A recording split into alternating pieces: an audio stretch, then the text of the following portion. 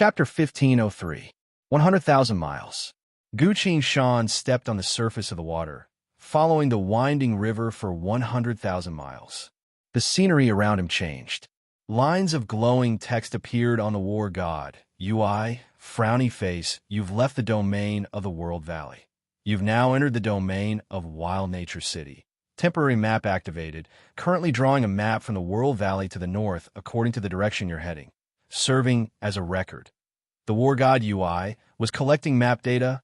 Gu Shan looked at these notifications in surprise, then at the shore on both sides of the river. There were very few people in this area, a barren beach.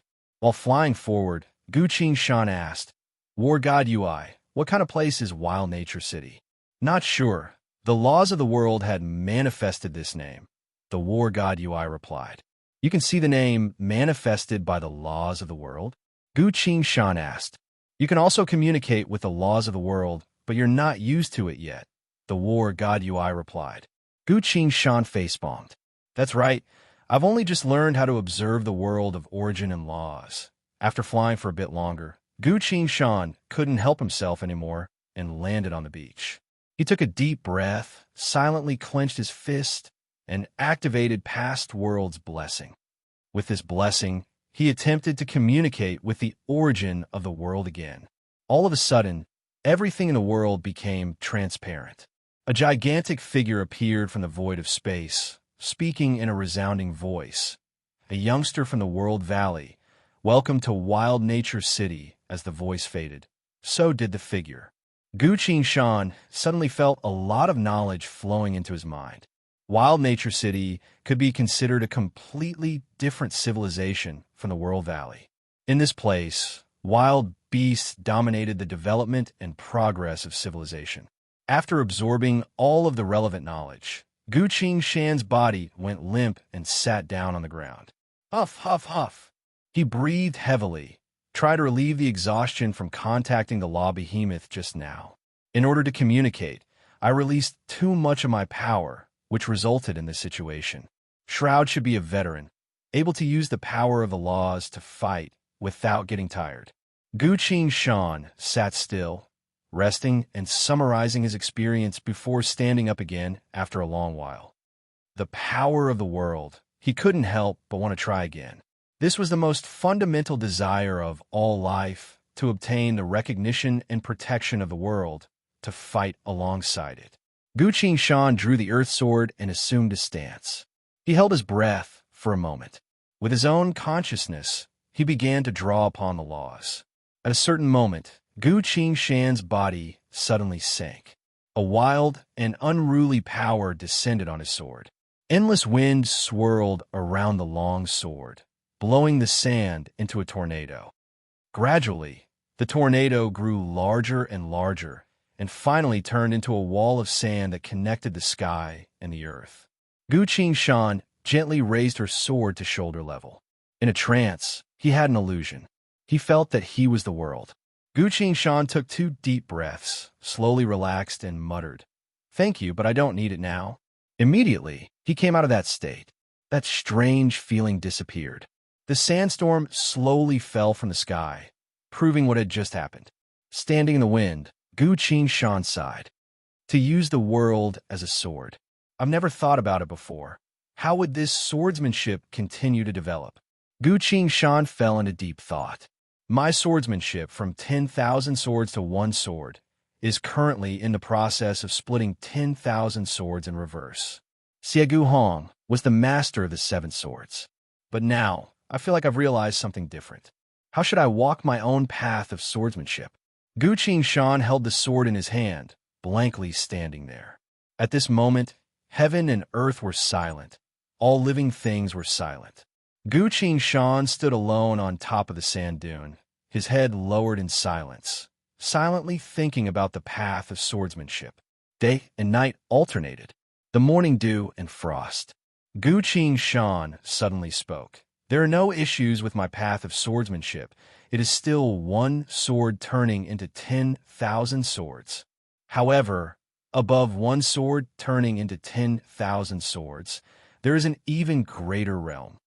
As soon as he said so, Gu Shan felt a shackle in his heart being broken. His entire body seemed to have disappeared, becoming one with heaven and earth.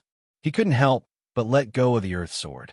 The Chao sword, the heaven sword, the earth sword, and the six paths great mountain sword all appeared around him at the same time. "Quick!" Gu Shan lightly shouted.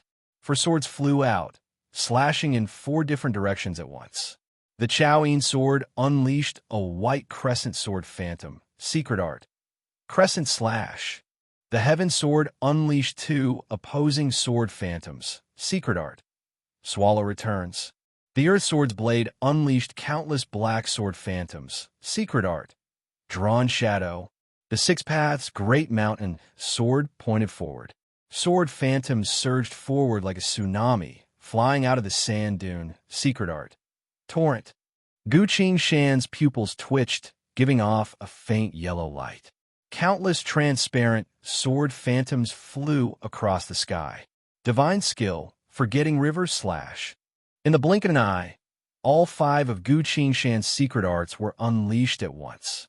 In the past, he only needed a single strike to kill his enemies, but now he was able to unleash multiple secret arts at the same time, without any hesitation. The earth sword's mountainous heavy voice resounded. "Splendid, truly splendid. I really can't imagine how anyone would be able to stop your swords," Luo Bingley commented. "Using all 5 at once, combined with my heaven's choice, the power would only be greater," Shanna joyfully said. "Gongzi, congratulations on your swordsmanship reaching the next level." The Chao sword let out a doubtful woo-woo sound. The earth sword explained. Chao sword. He isn't simply controlling 10,000 swords at once. He's using his full power for each strike. His sword styles have reached the pinnacle, far surpassing the realm of sword. Saint the Chao sword was still a bit doubtful. But not too long later, it let out another woo-woo sound and regained its calm. The earth sword replied, "That's right. If you can't understand it, then don't bother thinking about it. Just follow his brute force." Gu Shan sighed, then said, "It was only until today that I finally understood the principle of splitting a single strike, while my grandmaster, Xie Guhong, had already understood this principle since the age of old. Truly a peerless genius. No wonder the divinities were so wary of him. For Xie Guhong to be able to unleash 7 strikes at once with his full power, it was obvious how terrifying that was. No wonder the higher you go in the cultivation world, the more people are wary of sword cultivators." Recalling the heroic sacrifices of Xie Guhong's generation, Gu Shan couldn't help but feel a bit sorrowful. "Fortunately, I managed to obtain the twin swords Heaven and Earth, so I didn't let down the efforts of the cultivators down." At this point, a line of glowing text appeared on the war god UI. Frowny face, "You've reached the minimum requirement to comprehend enemy-killing sword technique." And now, the enemy-killing sword technique, hidden deep within the coin of the earth, is slowly awakening. Once you fully grasp splitting a single strike, you will enter a state of complete enlightenment and officially begin to comprehend this bygone-era sword technique. After skimming through everything, Gu Shan felt like a heavy chain had been lifted off her body and sighed in relief. "My swordsmanship that's been stagnant for so long has improved by 1 level. This is indeed worthy of celebration. But what's even more worthy of celebration is that my swordsmanship has reached the realm of 5 strikes, which will gradually split even more in the future." At this point, the enemy-killing sword technique has awakened. "I'm really looking forward to it. I wonder what level of swordsmanship the bygone-era humans have reached." With that in mind, Gu Shan felt a bit less interested in Wild Nature City. How could the charm of external objects compare to the fruits of one's own heart? He flew above the river and once again headed against the current towards the north wind. Along the way, he passed through countless strange domains, including the City of Steel, the Merlin Hut, the Wetland Wilderness, the Dragon Cave, the Gear Fortress, and so on. Gu Shan noticed that each domain was being protected by a law behemoth. Thinking about it, this seems to be similar to the worlds of the future, where each world had its own will. How miraculous! After several days of travel, he had finally arrived at the destination of his trip, the Forest of Elves and Giants. Chapter 1504. From afar, he could see the dark clouds above the river. The closer he got to the forest of fairies and giants, the colder the river became. This coldness ignored Gu Qingshan's strength and directly affected his body and soul. What a miraculous river! Lightning flashed across the sky. The rain continued to pour. The sky was dark. Gu Qingshan stood on top of the river, feeling a bit doubtful. Something must have happened in that forest. He calmed himself down a bit, slowed down, and slowly flew towards it. Finally, his feet landed on solid rock. His surroundings became dark. 2 lines of glowing text quickly appeared. Frowny face, you've left the domain of Gearford. You've now entered the domain of the forest of fairies and giants. Gu Qingshan thought briefly and flew backwards. He left the forest of fairies and giants domain and returned to the river. Light shone down. The world regained its light. Although it was a bit gloomy, it wasn't completely dark like the forest. How strange! That darkness seems to belong to the forest itself. Gu Qingshan pondered and leapt back onto the rock on top of the river. The world became dark again. Gu Qingshan casually formed a presence concealment hand seal and tried releasing his inner sight. In the void of space, scattered and chaotic powers were clashing against each other, creating chaos. Gu Qingshan's inner sight was limited to a radius of a few dozen meters, unable to extend too far. Something seems to have happened here. Gu Qingshan quickly made up his mind and became cautious. Wielding the earth sword in hand, Gu Qingshan slowly walked deeper into the forest. The forest was even darker, almost invisible to the naked eye. Occasionally, the sky would be illuminated by lightning, but would quickly be covered by darkness again. Gu Qingshan slowly walked forward in the heavy rain. After walking for a short while, he suddenly stopped. Not too far away, a thin man was lying in a pool of blood, moaning in pain. He wore tattered tree bark clothing. Both his hands and feet were shackled, his expression haggard. Most importantly, there was a brand on his arm. Slave brand. Exactly the same as the one on Reneedle's arm. The bean-sized raindrops hit his body, completely drenching him. Gu Qingshan walked forward, let go of the earth sword, then lifted up his clothes to check his wound. The man sensed that someone was coming and raised his head with difficulty. Save me. Gu Qingshan cast a healing spell and gently pressed it on the other party's wound. Who are you? Why are you here? His gaze fell on the shackles. The shackles were covered with beautiful runes and emitted the power of the law of confinement. One of the benefits of being able to communicate with the laws was that some objects that contained the power of the laws could be roughly understood with just a glance. This man's power was sealed. Strange, since Reneedle was also a slave, why wasn't she wearing shackles when she was found? Ugh! That person groaned, his spirit roused. A surge of life flowed through his body, healing his wounds. It was now that the man had the strength to answer Gu Qingshan's question. I'm a slave captured by the jungle elves. Recently, a war broke out between the elves and the giants, so us slaves took advantage of the chaos to escape. How did you become a slave of the elves? Gu Qingshan asked. I came from the upper reaches of the River of Fate, a militia of the Silver Kingdom. While Gu Qingshan was listening, the sound of thunder resounded in the sky. Gu Qingshan swung her sword without hesitation. Key! An arrow was knocked away. Gu Qingshan stood up and stood in front of the man. Who is it that won't even let a dying man go? He curtly asked. 2 figures walked out from the forest. A man and a woman. Their bodies were taller and more slender compared to humans. Their hair was black and gold, and they both held bows in their hands. They were the jungle elves. They were a highly civilized race that often received generous gifts from the laws of reality, powerful and wealthy. You're quite strong. No wonder you dare to save an escaped slave. The male elf observed Gu Qingshan and commented. Gu Qingshan shrugged and explained, I don't mean to fight with you, but this person was heavily wounded, so I felt like I should save him. This elf should also be quite skilled in assassination. Taking advantage of the explosion of thunder just now, that arrow was still quite lethal. The female elf stared closely at Gu Qingshan and asked, And who are you? Where did you come from? I'm someone from the World Valley, Gu Qingshan replied. Please, prove your identity. The male elf was a bit surprised.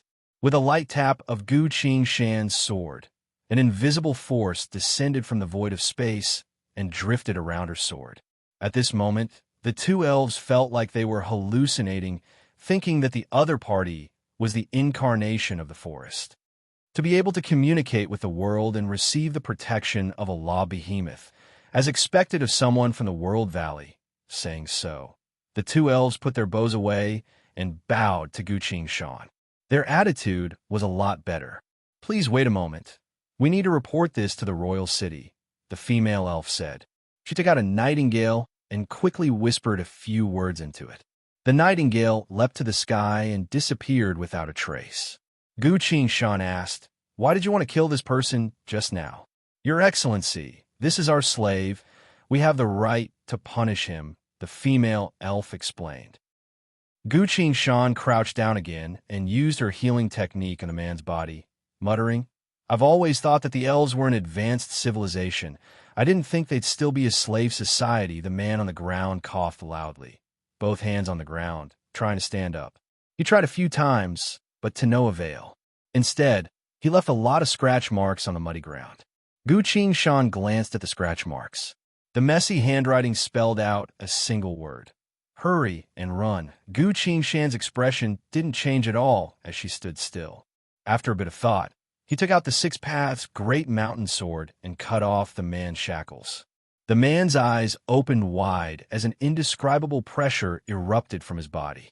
"You were able to break their shackles. Let's go," he shouted. "Wait a minute. We can't leave just yet," Gu Qingshan casually replied. The man was shocked. Then his expression changed. Boom! In the middle of the night, a bolt of lightning exploded, illuminating their surroundings. The grass, the forest, the branches of the trees, everywhere were filled with elves. They had been surrounded. Gu Qingshan glanced at the other side, only to see that the respect on the two elves' faces had already disappeared without a trace. "Ah, a slave from the World Valley can do a lot of things," the male elf laughed.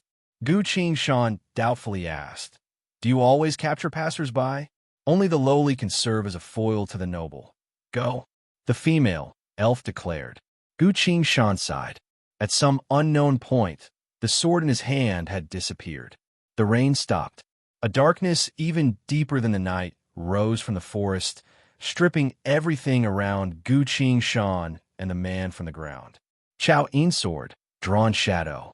Heaven sword, drawn shadow. Earth sword, drawn shadow. Six Paths great mountain sword, drawn shadow. Four swords turned into shadows, secret art of enlightenment. Sword shadow pierces the sky. Oh, oh, oh, the shrill sound of the sword howled, then faded into the distant sky. One breath, two breaths, three breaths. Drip, drip, drip. The rain began to fall again. A rain of blood. Gu Qingshan stood in the rain, holding the sword in her hand. "Nobility never needs a foil. Only ugliness does," he casually commented. The man next to her was completely stunned. "Are all of you from the World Valley this strong?" He couldn't help but ask. Gu Qingshan shrugged and replied, "I've only been here for a day. I'm only a new student." "Then why did you come here?" the man asked. Gu Qingshan replied, "Something happened on our side. Because I'm a new student, I was sent here to do some home visiting. Do you know a slave called Renedal?" "Slave? You must be joking. The elves would never give that name to any slave," the man loudly declared. Gu Qingshan didn't quite understand and asked, "What is it?" The man replied, "That's one of the most beautiful words in both Elven and Giant languages. I only understood the meaning of this word after staying in the Elven territory for so many years." Gu Qingshan was a bit surprised. "So, Renedal isn't actually a slave? But she's clearly wearing a slave's uniform, and there's a slave brand on her arm." "I've also learned Elven, but I don't know what the word Renedal represents in Elven language," Gu Qingshan replied. The man softened his voice and replied, A beautiful flower, swaying in the wind of dawn." Chapter 1505. Gu Qingshan brought the man and hid behind a large tree. "Have you seen this girl before?" Gu Qingshan asked. A layer of light appeared from his hand, and manifested into Reneedle's image. The man shook his head. I've never seen her before. In the elven territory, we can only do the most menial work. There are many places where servants aren't allowed to enter. What about among the slaves? Gu Qing Shan asked. Not at all. Such a beautiful girl. Even if she was a slave, she would still be the personal belonging of an elven lord. She's not someone I can see, the man replied. Gu Qing Shan continued. Furthermore, the elves wouldn't give a slave a name like Reneedle. Correct, the man agreed. Gu Qing Shan thought for a bit, then said, Don't say anything. He raised his hand and clenched it into a fist. Blessing of the past worlds. A suffocating sensation struck him. Gu Qing Shan didn't collapse to the ground. Instead, he adjusted his body and mind, waiting for the descent of the law. He had now found the correct method to not run out of power right from the start. As the darkness faded, Gu Qing Shan sensed another world hidden outside the darkness. A certain vast and mighty existence was lying there on the verge of death. Gu Qing Shan was shocked. The law behemoth seems to be wounded.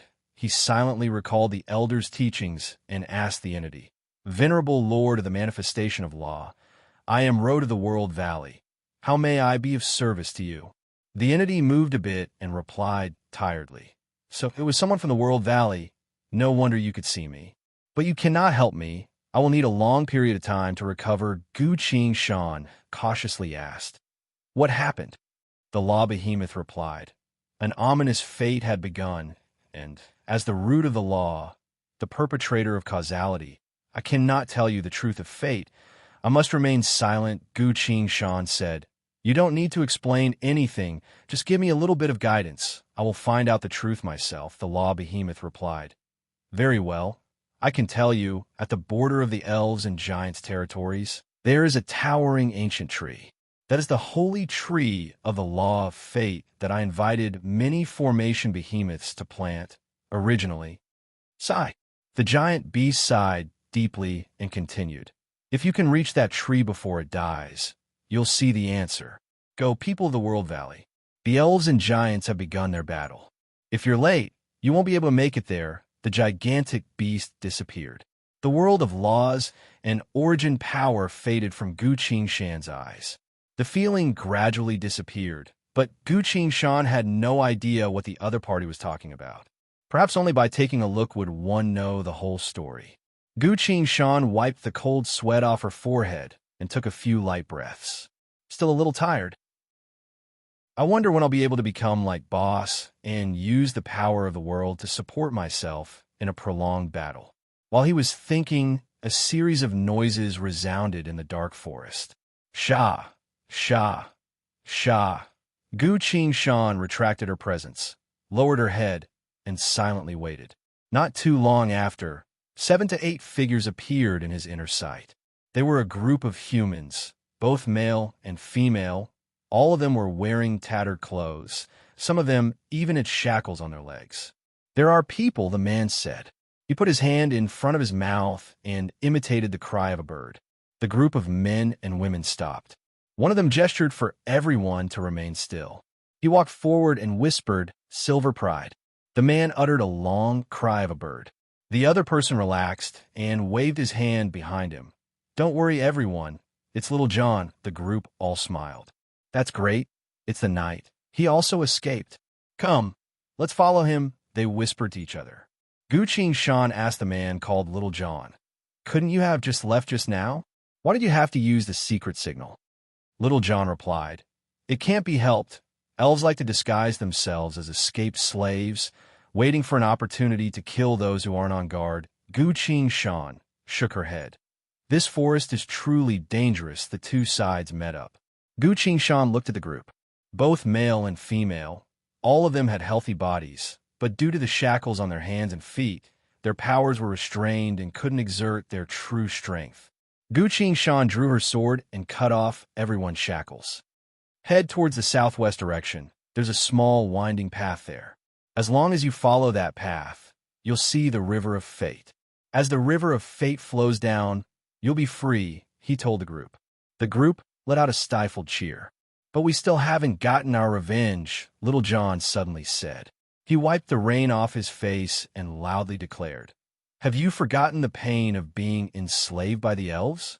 What kind of warriors would we be if we didn't think of a way to retaliate against them during those days of no dignity?" Seeing that everyone's emotions were about to be ignited, Gu Qing scowled. "What revenge? There's only so many of you. You're no match for the elves. Hurry up and leave." Little John still wanted to say something, but Gu Qing didn't want to wait any longer. He directly used the title, "The Most Flirtatious Man," and activated his title skill. Gu Qing said, "The giants and the elves are currently at war. If you want revenge, you might as well go to a city upstream or downstream. Rest up and recover your strength. It won't be too late to come back for revenge when both sides are at a stalemate." Everyone was surprised. "That makes sense." Little John was the first to affirm. "Oh my God, that's a great idea. It does make sense. That's right. That's the best plan. Let's go, let's go." Everyone whispered to each other and quickly prepared to leave. Little John gave a silver badge to Gu Qing, patted his shoulder, and said, "You've saved all of us. Please take this badge and use it to visit Silver Pride at any time. I will thank you properly." Gu Qing received the badge and urged him, "Be careful on the road. Hurry." Little John nodded vigorously. He took a few steps back, turned around, and left with everyone else. Gu Qing stood still. It wasn't until they were out of sight that he whispered, "Come out, Dong. Dong. Dong." The earth trembled. A 10-meter-tall giant emerged from the darkness. Insignificant and petty life form. "What is the power that you use to lock onto me?" the giant asked. "Sword will," Gu Qing replied. "I sensed your will, so I didn't come out to see you until they left." Saying so, the giant took a step back and lowered his head to greet her. He looked a bit old. Seeing him like that, Gu Qing also clasped her fist. Renedal said that giants were a cruel, selfish, and heartless race. But this giant in front of her didn't seem to want to fight. Gu Qing suddenly recalled the giants she saw in Huangquan. Those giants weren't completely focused on killing. In the end, they even helped me. Gu Qing retracted her killing intent and asked, "Your Excellency, why were you hiding in the shadows and spying on us? I saw everything just now. You're a very strong and reasonable person. Not only do your words sound good, but you can also subconsciously make others follow you. I want to invite you to join us and become the mediator between us and the elves," the giant said. Gu Qing was a bit surprised. "Mediate?" he asked. "Indeed, it doesn't really matter if Renedal left. There is still another fruit from the twin tree of fate. Although she is still very young, our two races can still nurture her together to help her grow," the giant said. Gu Qing said, "Wait a minute. Can you tell me everything from the beginning?" The giant sighed and said, "The war has already begun. We don't have much time, so I can only tell you briefly." "Please go ahead," Gu Qing said. The giant cleared his throat and said, "A very long time ago, the twin tree of fate bore two fruits and sent down a prophecy, saying that these two fruits require us giants and elves to protect and help them grow after they awaken. We and the elves will each welcome a powerful guardian of fate. These two guardians are so powerful that they will help us giants and elves win against many future calamities and become the most powerful civilization in the world." When the two fruits appeared on the tree, one of them took up the position facing the light of dawn, pushing the other to the back of the tree, showing off its unparalleled future. The elves immediately chose this fruit of fate and called it Renedal. They carefully protected this fruit, even secretly tampering with it a bit, allowing the majority of the tree of fate's power to be nurtured into this fruit. Gu Qing couldn't help but ask, "Then what about the other fruit?" The giant replied, "The other fruit had never said anything. It was only when we discovered the elves' dirty tricks and prepared to fight against them that she spoke up." The giant appeared nostalgic and said, "That fruit told us that Renedal was her older sister, and that her older sister was only in a hurry to become stronger. So she was in a hurry. She begged us to not hold it against her. Since the guardian had spoken, we couldn't fight against the elves anymore. The majority of the twin tree of fate's power was still being absorbed by Renedal. The other fruit could only obtain a tiny bit of it. After many years in the last few days, the fruit called Reneedle abruptly absorbed all of the twin tree of fate's power. Before the tree withered, it silently left this forest and disappeared without a trace. The elves did everything they could to help her grow, but she abandoned them in the end. Because of that, the elves are now fighting against us for the other fruit. The giant sighed deeply and said, "In this current situation, we and the elves shouldn't be fighting against each other. Instead, we should gather the power of our two races and think of a way to save the twin tree of fate. This is the only way for the other fruit to survive. She's our only hope." Gu Qingshan's heartbeat suddenly sped up. He maintained his calm and softly asked, "Please tell me the other fruit's name." The giant replied, "She stays behind the tree, never seeing the light of dawn, nor the warm sunlight of noon. She can only bathe in the sunlight of dusk. Because of that, we call her Dusk." Chapter 1506. She. Hearing this name, Gu Qingshan couldn't say anything for a while. Little she. So she was born here. He raised his head and looked up at the old giant. "I'm willing to mediate for you. So can you take me there?" he asked. The giant was delighted and replied, "The war has already begun. We need to hurry. Come, stand on my shoulder." Gu Qingshan lightly leapt up and stood on the giant's shoulder. "Hold on tight. I'm going to run." "All right." The giant took large strides and ran toward the depths of the forest. Dong, dong, dong, dong. Each step he took left a small hole in the ground. His figure looked like a blurred shadow as he continuously crossed the distance.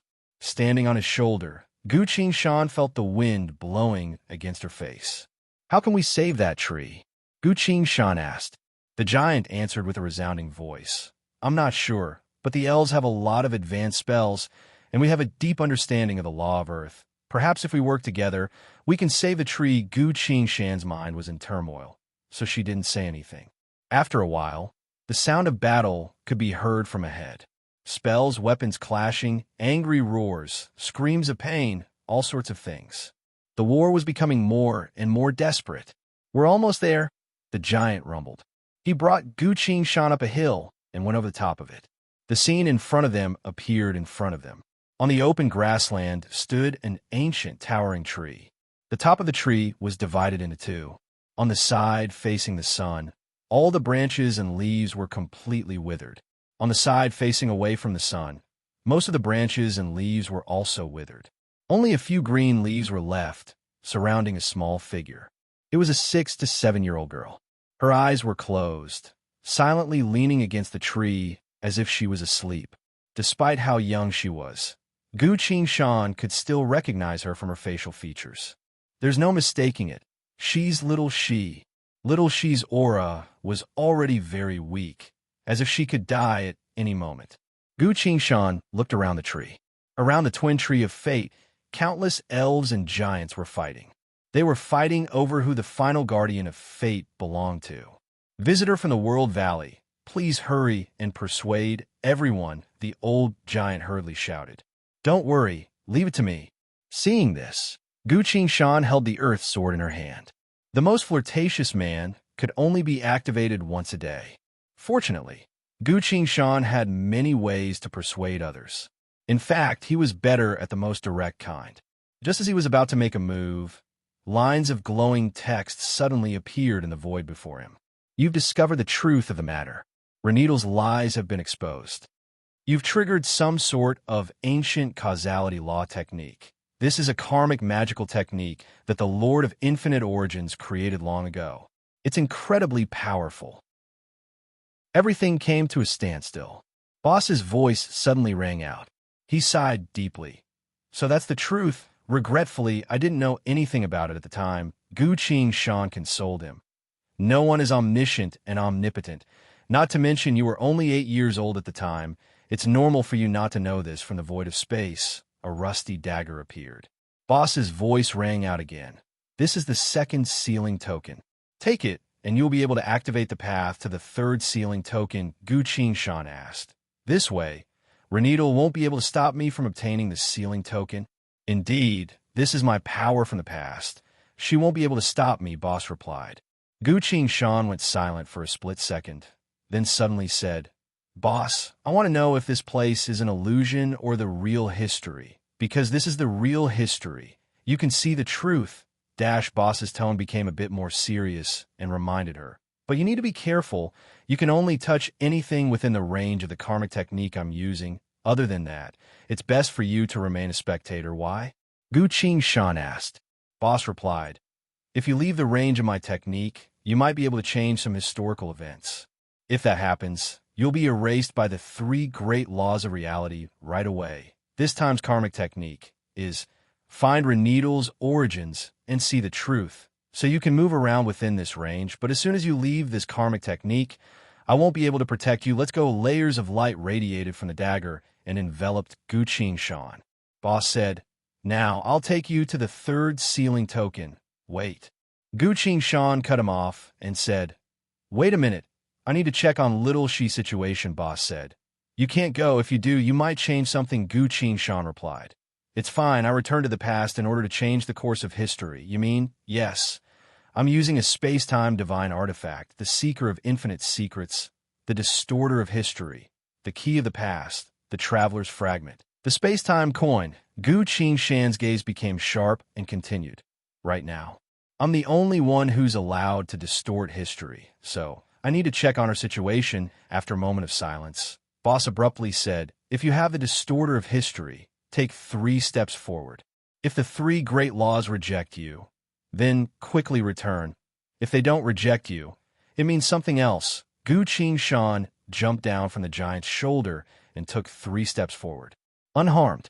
Boss's words suddenly sped up and quickly explained.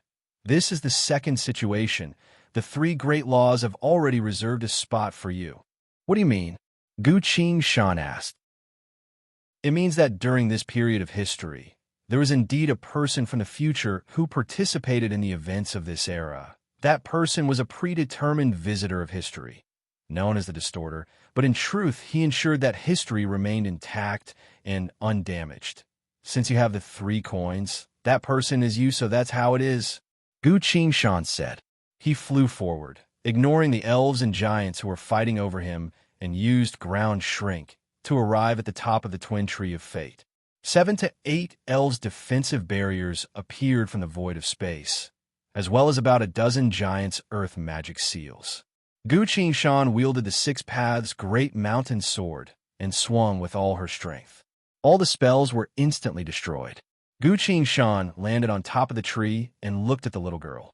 Her back was growing inside the tree, but the tree had already withered away. The little girl was still asleep. Her breathing was so faint that it almost stopped. Someone's on the tree. Hurry and stop him. The elves and giants stopped fighting at the same time and hurriedly rushed in front of the tree.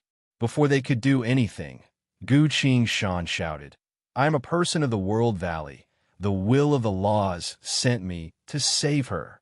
The elves and giants stopped and didn't attack. If you say so, why should we believe you?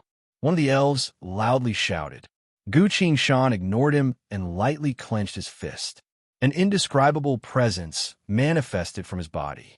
Blessings of the past worlds. Instantly, a deeper side of the world appeared in front of his eyes. Inside the deeper world of the laws, the giant beast was prostrating on the ground, seemingly on the verge of death. Please tell me, how do I save this tree?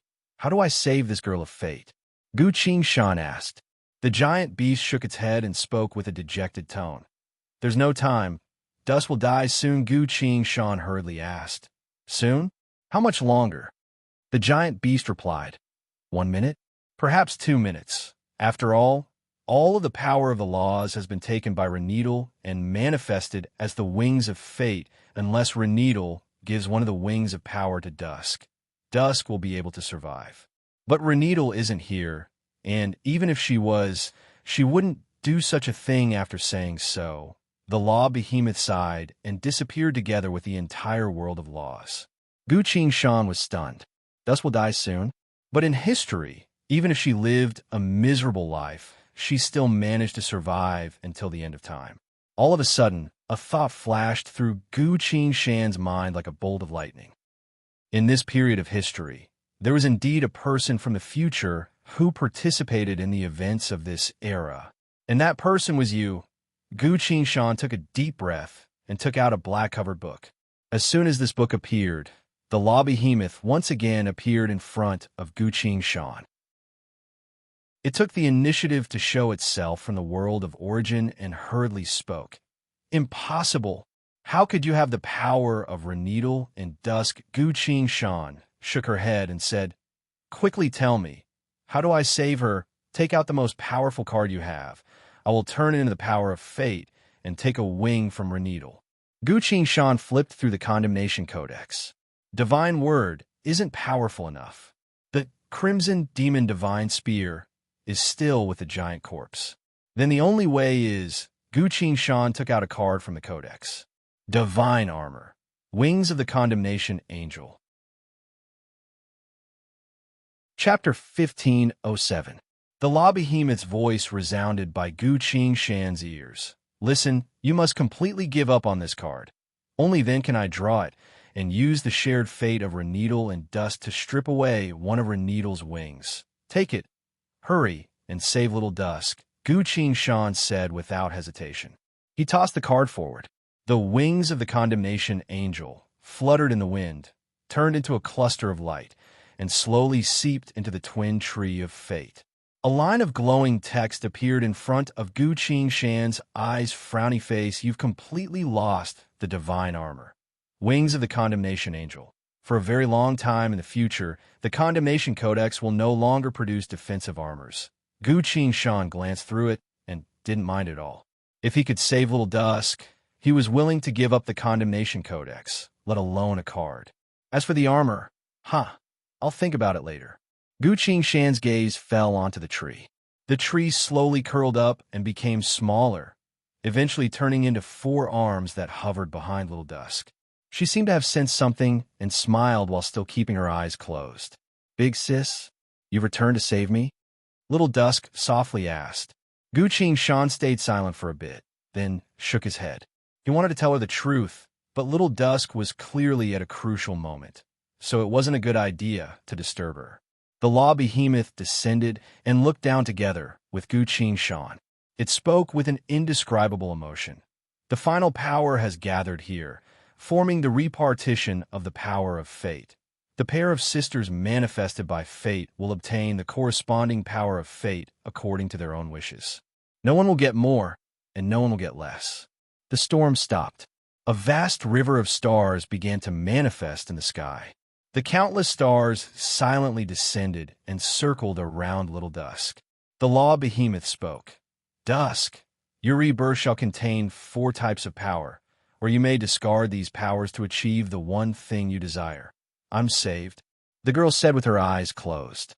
"Indeed, you will obtain 4 miraculous powers, or choose one of the 2 wings of fate as your fundamental power," the law behemoth replied. "Please tell me, what are the 2 wings?" the girl asked. "One wing will help you overcome all obstacles and triumph over all your enemies. The other will help you absorb power and become the companion of the strongest," the law behemoth replied. The girl softly said, "I have seen the giants and the elves since I was born, and I have spent many years with them. Although they have their own shortcomings, they are beautiful beings. I have to protect them, so I need to overcome the power of those calamities," the law behemoth replied. "Your choice is..." The girl frowned slightly and pondered for a moment before saying, "Those who protect others shouldn't desire the power of others. I will overcome all obstacles myself." As soon as she finished speaking, the 4 arms on her back were immediately incinerated. The ashes scattered in the void emitted light and condensed into a pure white wing that spread out to the left.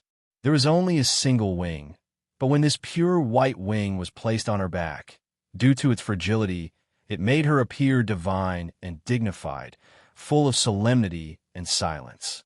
From the void of space, countless stars descended from above, landing on her wing and giving off a brilliant glow, completing the final embellishment. "The stars are the manifestation of fate. They will adorn your wings and guide your way," the law behemoth replied. After saying so, the law behemoth disappeared.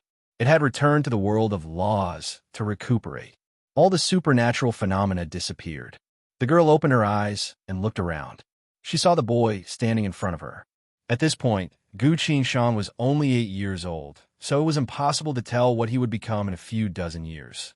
Little she walked up to Gu Qingshan, knelt down on one knee, and whispered, "I can sense it. It was you who saved me." As Gu Qingshan was about to say something, lines of glowing text appeared on the War God UI. The causality law technique that the Lord of Infinite Origins unleashed in this era is about to dissipate. You are the one who possesses the power of distortion. You can choose to remain in this era or follow that causality law technique in search of the next sealing token. Please make your choice within 1 minute. Gu Qingshan's eyes flicker bit. 2 wings of fate. One wing to help its master overcome all obstacles and triumph over all enemies. The other wing to help its master absorb power and become the companion of the strongest. If little she chose the former, then Renedal would have the latter. I have to make sure of this.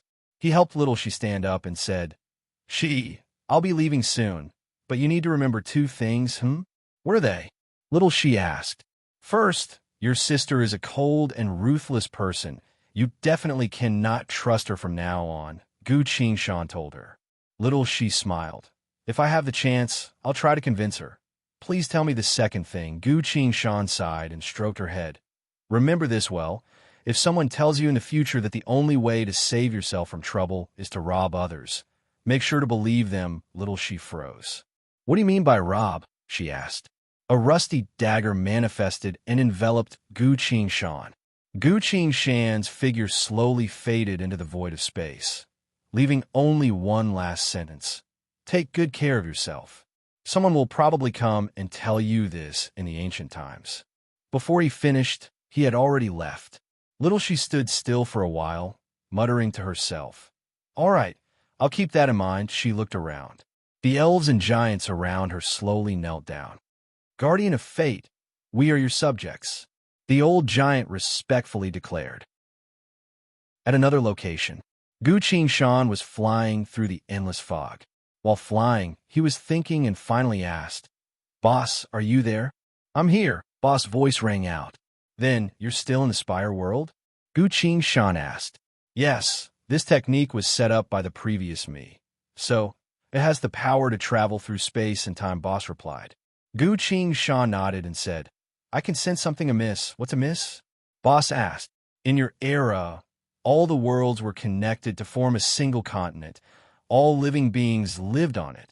While at the other side of the world, there were many living beings manifesting the laws of reality.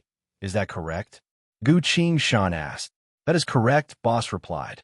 Gu Qingshan continued. In theory, the law behemoths should be able to communicate with one another, but after Renedal escaped to the World Valley, the law behemoths there awakened the wings of fate. That's right, Boss replied. Gu Qingshan asked.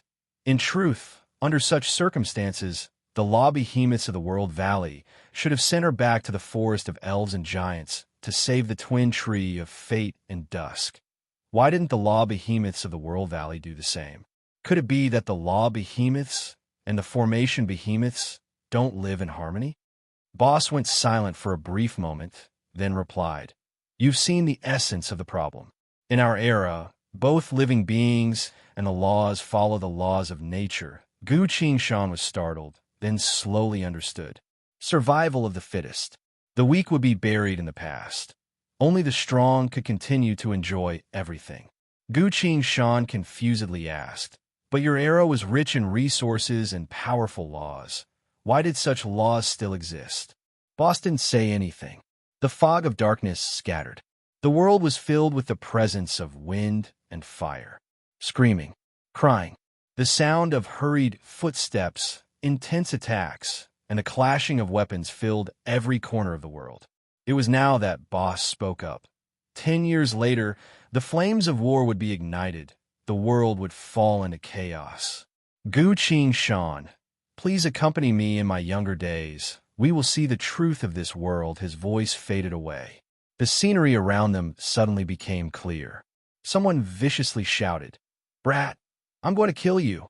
A long blade appeared in their line of sight, slashing towards Gu Qingshan's neck. Chapter 1508. The sharp, cold gleam slashed down, but only gave off a resounding clang. A sword manifested in front of Gu Qing-shan's neck, firmly stopping the blade. The Earth Sword. Not bad. You managed to stop my attack. The man was wearing a military uniform, grinned wickedly as he pulled his blade back, then swung down again with all his might. At the very next moment, his body was suddenly sent flying, whistling past Gu Qing-shan's body. A black halberd appeared where he originally stood. Not even a drop of blood could be seen on it. Don't get distracted, Shroud said. He was now a lot taller, skinnier, still a bit tanned, but his eyes were filled with sharp and bright, killing intent. Gu Qingshan nodded and looked around. Next to them was the river that ran through the entire world. A small boat was leaning unsteadily on the riverbank. Two groups of unfamiliar people were fighting each other. Gu Qingshan didn't see Reneedle among the crowd. Other than Shroud, Gu Qingshan didn't recognize a single person. Since she suddenly arrived 10 years later, she had no idea what was going on, nor did she understand the situation. Gu Qingshan drew her sword and shouted at Shroud. You go in front, I'll follow, you got it. Shroud replied and charged into the crowd. He seemed to be filled with boundless rage, so he was using his full strength each time he attacked. Almost no one could stop his attacks. Occasionally, a few powerful professionists would be killed by Gu Qingshan's sword from behind after they managed to stop the Black Halberd. With the two of them working together, they were unstoppable and quickly killed their way through the entire battlefield. But strangely, Shroud didn't connect to the world, nor did he use the power of the laws, only using his physical strength to control the halberd in his hand. Everyone else was the same. Gu Qingshan thought of something and silently tested her power. Huangquan origin power could be used. This was the power of the samsara, not the power of the laws of the current world. But the origin power of the soul couldn't be used. Other than that, Gu Qingshan tried to sense the void of space, only to find that earth, water, fire, and wind were all refusing to communicate with her. This looks a bit like the Earth world. So what exactly happened? As Gu Qingshan was thinking, suddenly, a loud roar shook the surroundings. Brat, you're too arrogant. A fully armored professionist appeared in front of them. He raised the giant axe in his hand, took a stance, and shouted, Who the hell are you? Shroud loudly declared, I am. Before he could finish his sentence, a bolt of lightning shot out from behind him and struck him squarely in the chest. The professional was sent flying and died in midair. His body rolled on the ground like a gourd, leaving a long trail of dust behind. Shroud turned to look at Gu Qingshan.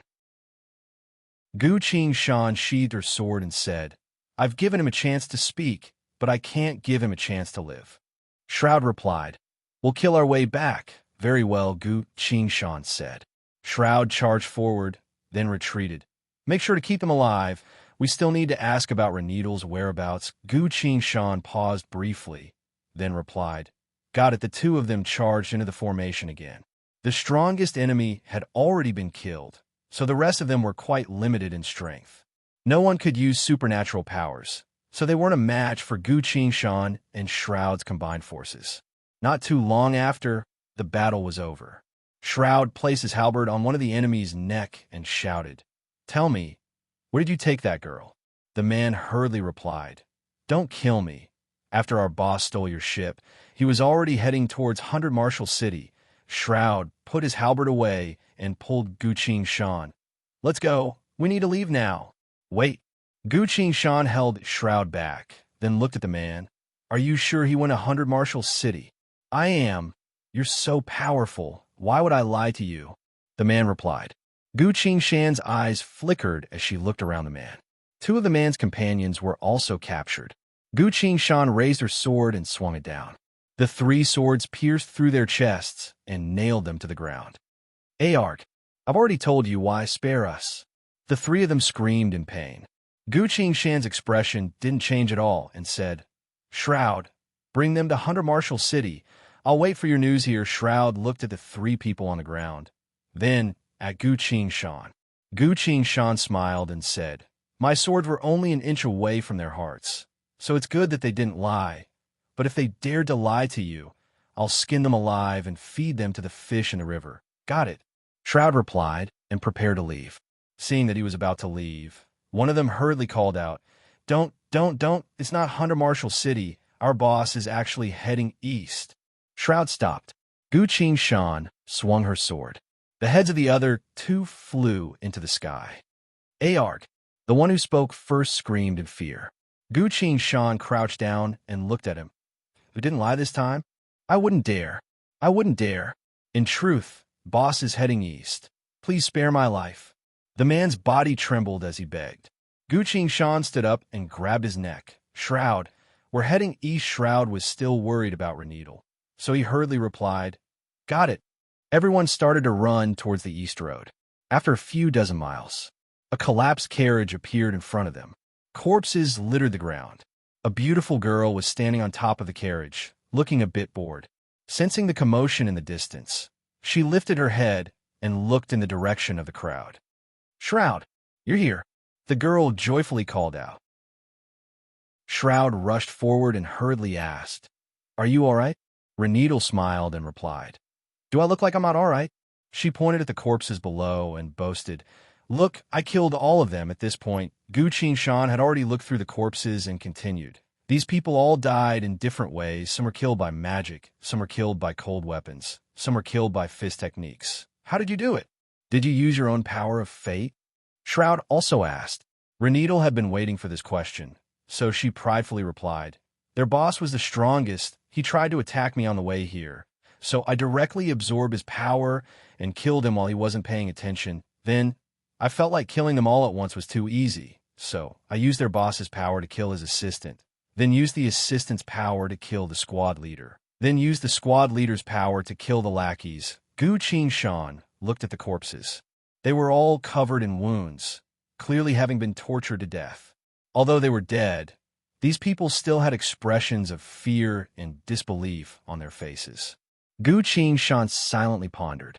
The other wing shall absorb power for you, becoming the companion of the strongest, recalling the time when Reneedle obtained the power of fate and the law behemoth's explanation.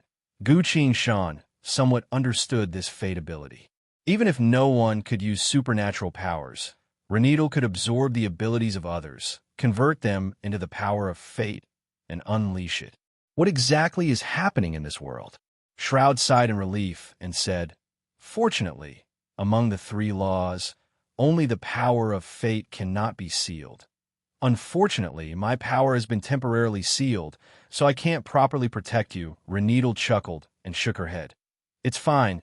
This is an era of chaos. I can't slack off any longer. Her gaze was as deep as water as she continued.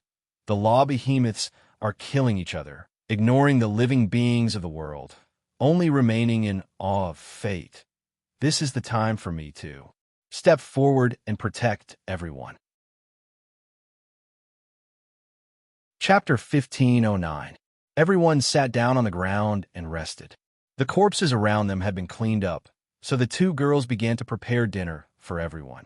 What exactly happened with the law behemoths? Gu Qin asked. I'm not sure. They seem to have gotten into an argument over something, which eventually led to a battle, Shroud replied.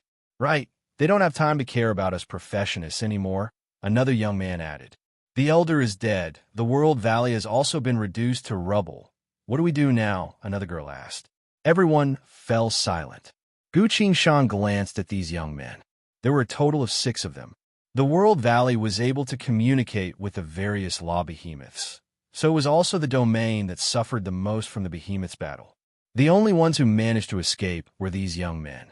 Everyone's gazes slowly fell on his Shroud. He was the leader. Shroud hesitated briefly, then said, When we rest at night, I will try to communicate with the world of laws again to find out the truth. Don't, Reneedle said. Those law behemoths are still fighting. If you enter the world of laws, you will be torn to shreds by the shock waves of their battle. Shroud shook his head. The battle between the law behemoths has the greatest impact on those of us who cultivate the power of the world. Right now, our power is slowly fading away. If we don't quickly resolve this issue, we might not be able to win against the next enemy. He clenched his fist tightly and resolutely declared, Reneedle, I definitely won't let you be taken away again.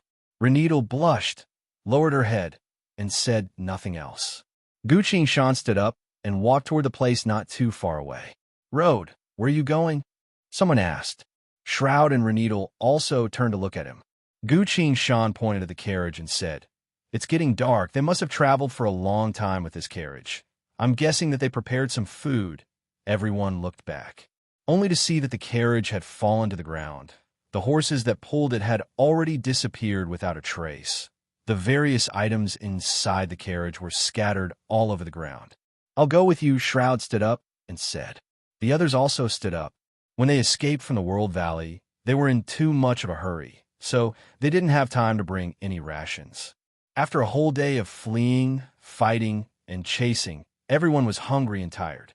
Everyone searched together and soon found some dry rations and simple cooking utensils at the back of the carriage.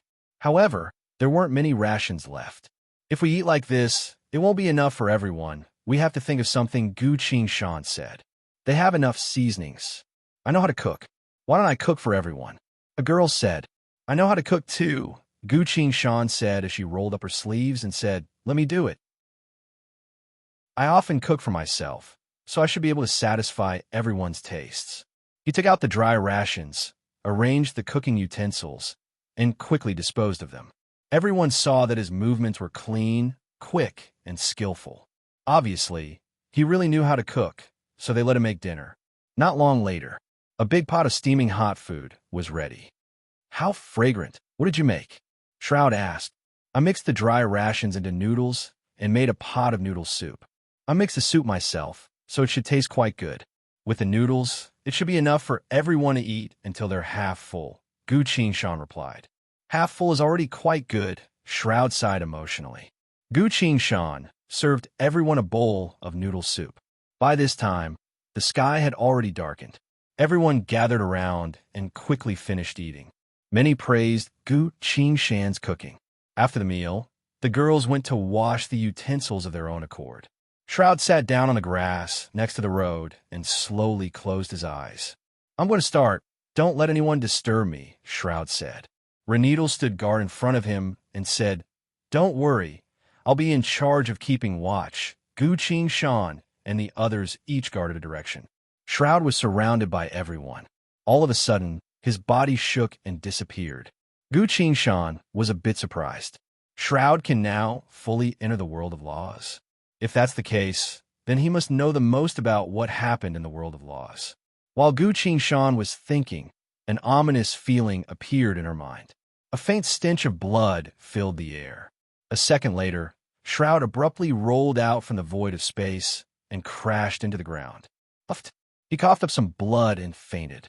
Guqin Shan rushed forward to support Shroud, then checked him with her inner sight. He's heavily injured. Very dangerous. Guqin Shan muttered.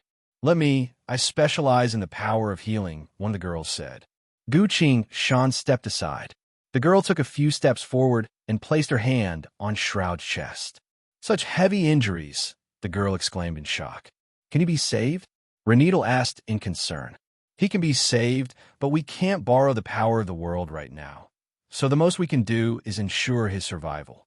It will take at least a few years for him to fully recover, the girl replied. Renedal fell silent and crouched down to take a look. Sure enough, such heavy injuries, she muttered in a low voice. Guqin Shan sighed and said, Do your best, the girl nodded, then chanted an incantation and began to heal him. Everyone felt sorrowful. The strongest among them tried to forcefully communicate with the law behemoth, only to end up like this. All of a sudden, the sound of flying wind resounded from the darkness of the night. Boss, there's a few brats here, someone loudly called out. Let's take a look. The men are all going to be slaves, the women, ah ha ha ha. Another voice said. Everyone's expressions changed and quickly became cautious. Now that everyone was no longer under the care of the laws, they were only teenagers, so they naturally couldn't compare to the adults in terms of combat. My healing cannot be interrupted. The girl crouched down, her forehead full of sweat as she hurriedly said. The remaining boy loudly called out, Road, let's go. There's no hurry. We need to protect Shroud. That's the most important thing right now, Gu Qingshan said with a heavy tone. He drew his sword and stood still. Reneedle suddenly stepped forward and said, I'll lure them away. The rest of you focus on protecting Shroud. Without waiting for anyone else to react, she leapt forward and flew towards the darkness of the night. A few moments later, voices resounded from the other side. Aha! This chick is so beautiful. She'll soon. Dash a desperate scream resounded. A moment of silence. Several furious voices resounded. She killed forth. Hurry and catch her. The sound of flying wind slowly faded away. Gu Qingshan's gaze flickered. Everyone waited for a while longer, but no other voices resounded. The remaining teenagers anxiously guarded Shroud, silently waiting for the outcome of this matter. Time became extremely long and torturous. Healing complete, the girl stood up and spoke with a tired tone. Gu Qingshan scanned with her inner sight. Shroud's injuries had basically been stabilized, but without the supernatural power of the law, he was only barely alive. What do we do now? What happened to Reneedle? The girl worriedly asked. Another boy replied, How about this, Road, and I will go and save Reneedle. You two girls will guard Shroud. That's the only way, the other girl agreed. Let's go, Road. The boy turned to Gu Qingshan and said. There's no hurry, Gu Qingshan replied. Still no hurry? That's what you said earlier. Reneedle is currently in great danger, but for everyone's sake, she stood up by herself. We have to save her. The boy angrily shouted. The other two girls also looked at Gu Qingshan. Gu Qingshan didn't say anything and simply looked at the dark wilderness. A few moments later, several figures slowly appeared. There are a few more here. Several men wielding weapons appeared and observed the teenagers in front of them. The teenagers' expressions changed. What did you do to Reneedle? The boy shouted. What did she do? Why don't you take a guess? A fierce-looking man mocked, but his eyes contained a hint of fear. But the teenagers didn't notice this detail. They exchanged glances, feeling a deep sense of despair. Gu Qingshan's expression didn't change at all, her gaze still focused on the distance. Silence. Silence. There was nothing in the wilderness. All of a sudden, a beautiful orange cat flew over, nimbly landed on Gu Qingshan's shoulder, then whispered, Gongzi, I've seen clearly no one could see her. Gu Qingshan nodded, then asked, Come into my thoughts, see, and tell me. Yes, the orange cat turned into an autumn-clear blue sword and abruptly disappeared. Chapter 15:10. Let's rewind time a bit. When Reneedle voluntarily stepped out to stop those people, Gu Qingshan immediately noticed that something wasn't right. Shanu, use ghostly shadow of night. To check the situation, he sent his voice. Yes, Gongzi, a soft and slender orange cat, landed on the ground and ran towards the direction where Reneedle disappeared. Thanks to the divine swords, Living's wisdom ability, Shanu could also use Huang Quan origin power without being affected by the laws of this world. A few moments later, she caught up to Reneedle, only to see Reneedle holding a corpse in her hand as she ran forward with several men chasing after her. The orange cat pondered for a bit, then decided to follow Reneedle and ran forward together. Two groups of people and a cat arrived at a certain campsite. A man wearing a robe and a scepter in hand was surrounded by a group of people standing at the center of the campsite. Reneedle threw the corpse on the ground, coldly looked at him, and asked, Wizard Rodri, you're the strongest person here? The man also observed her and spoke in surprise.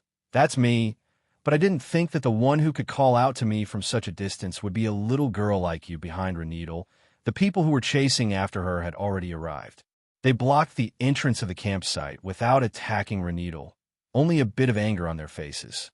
Boss, as you ordered, we brought her here, but she killed one of our men. That's right, she was too ruthless. Fourth only teased her a bit before she killed him. Boss. Wizard Rodri raised his hand to signal his subordinates to stop talking. He bowed to Reneedle and asked, Your Excellency, why did you summon me? Reneedle replied, Do something first. Send out your strongest subordinates to kill the young people on my side. Got it, Wizard Rodri looked around the crowd and pointed out a few people. "You go and kill those young people," he ordered.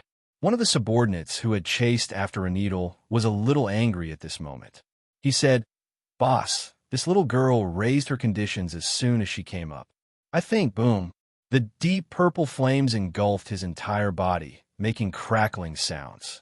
The man let out a long and miserable howl, rolling and struggling on the ground. He looked like a moving ball of fire, but he did not die immediately. Renidal had accurately controlled the power of this technique. She tortured that person for 7 to 8 breaths of time before completely burning him to death. Wizard Rodri's pupils contracted. "This is my law technique. The law has clearly rejected everyone, so why can you still use my power?" he asked in disbelief. Renidal looked at him coldly and softly said, "Wizard Rodri, you really know a lot of spells, but most of them are healing spells. Your offensive spells aren't strong at all. What a waste. If you still can't do what I ask of you."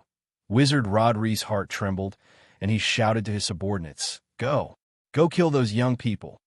His subordinates hurriedly left the camp. After they left, Renidal asked, "I heard that mages are all learned scholars, and he used to wholeheartedly devote myself to a certain pitiful worm, so my understanding of the world isn't enough. I want to ask you a question." "Please go ahead," Wizard Rodri replied. "Who is the strongest person on this continent?" Renidal asked. "The strongest person?" Wizard Rodri fell into thought.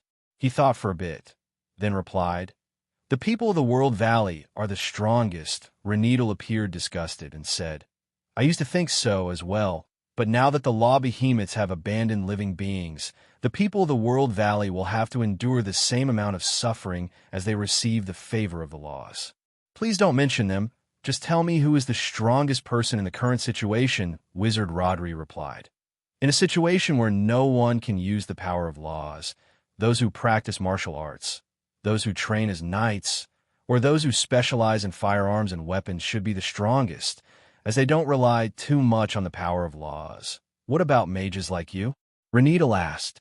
"Mages used to be very powerful, but now that they can't summon earth, water, fire, or wind, they can only use normal magic, which naturally greatly reduces their strength," Wizard Rodri truthfully replied. Renidal looked at him with a bit of disdain in her eyes.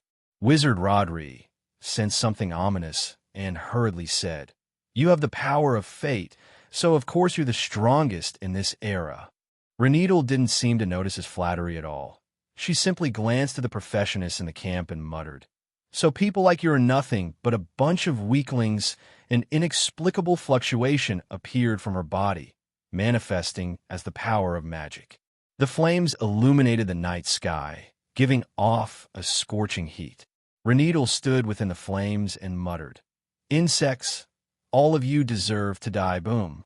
The flames erupted from her body, spreading in every direction. "No, Your Excellency, please spare me. I can become your servant." Wizard Rodri screamed in despair. Renidal didn't say anything else and let the countless screams and screams resound. The orange cat also didn't bother to watch any longer. She turned around and quickly ran back where she came from. At another location, Gu Qingshan's group was surrounded by the professionists. "What did you do to Renidal?" the boy shouted. "What did she do?" "Haha, why don't you take a guess?" A fierce-looking man smirked, but his eyes were filled with fear. The professionists all gave off killing intent as they raised their weapons and charged at the young people. "Stop! It was a misunderstanding," Gu Qingshan suddenly said. Not only did the professionists not stop, they even sped up. "Kill the males, leave the females. We'll kill them after we're done with them." "Got it," the professionists called out to one another. Gu Qingshan's calm gaze suddenly displayed killing intent. He stood still without moving. His left hand turned into a blurred image as he lightly slashed the necks of the 3 young people next to him. The 3 young people didn't even know what happened before they fell unconscious and fell to the ground. It was now that Gu Qingshan drew the Chao Yin sword and looked at the professionists charging at him. "I need a way to die that no one has ever seen before," the sword flashed. The professionists were sent flying. Gu Shan abruptly pulled his sword back.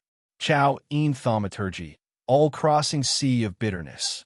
While they were still in the air, the wounds that were cut open by the sword abruptly widened as all the blood in their bodies were sucked out. All the blood gathered in the air and formed a giant sphere of blood. Their corpses fell to the ground. Go, Gu Shan said. The giant sphere of blood turned into a flash of blood as it flew away, quickly disappearing without a trace. Only a single drop of blood was left, which Gu Shan dipped into with his finger. He turned back into the professionist appearance, then took out the Samsara wicked mask and said, Shanu, you stay here and watch over Shroud and these young people. I'm going to deal with Reneedle, yes.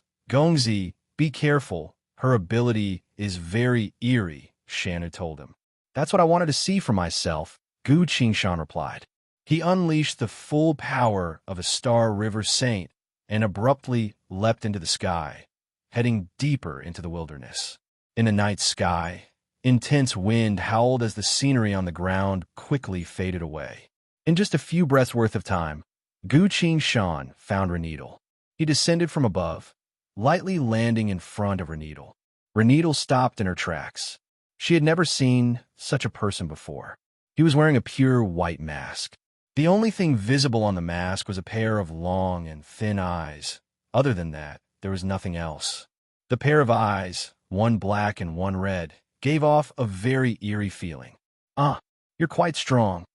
Reneedle suddenly appeared interested. Gu Shan didn't say anything and drew the earth sword. Sensing his killing intent, Reneedle's expression changed. You want to kill me? She abruptly vanished without a trace.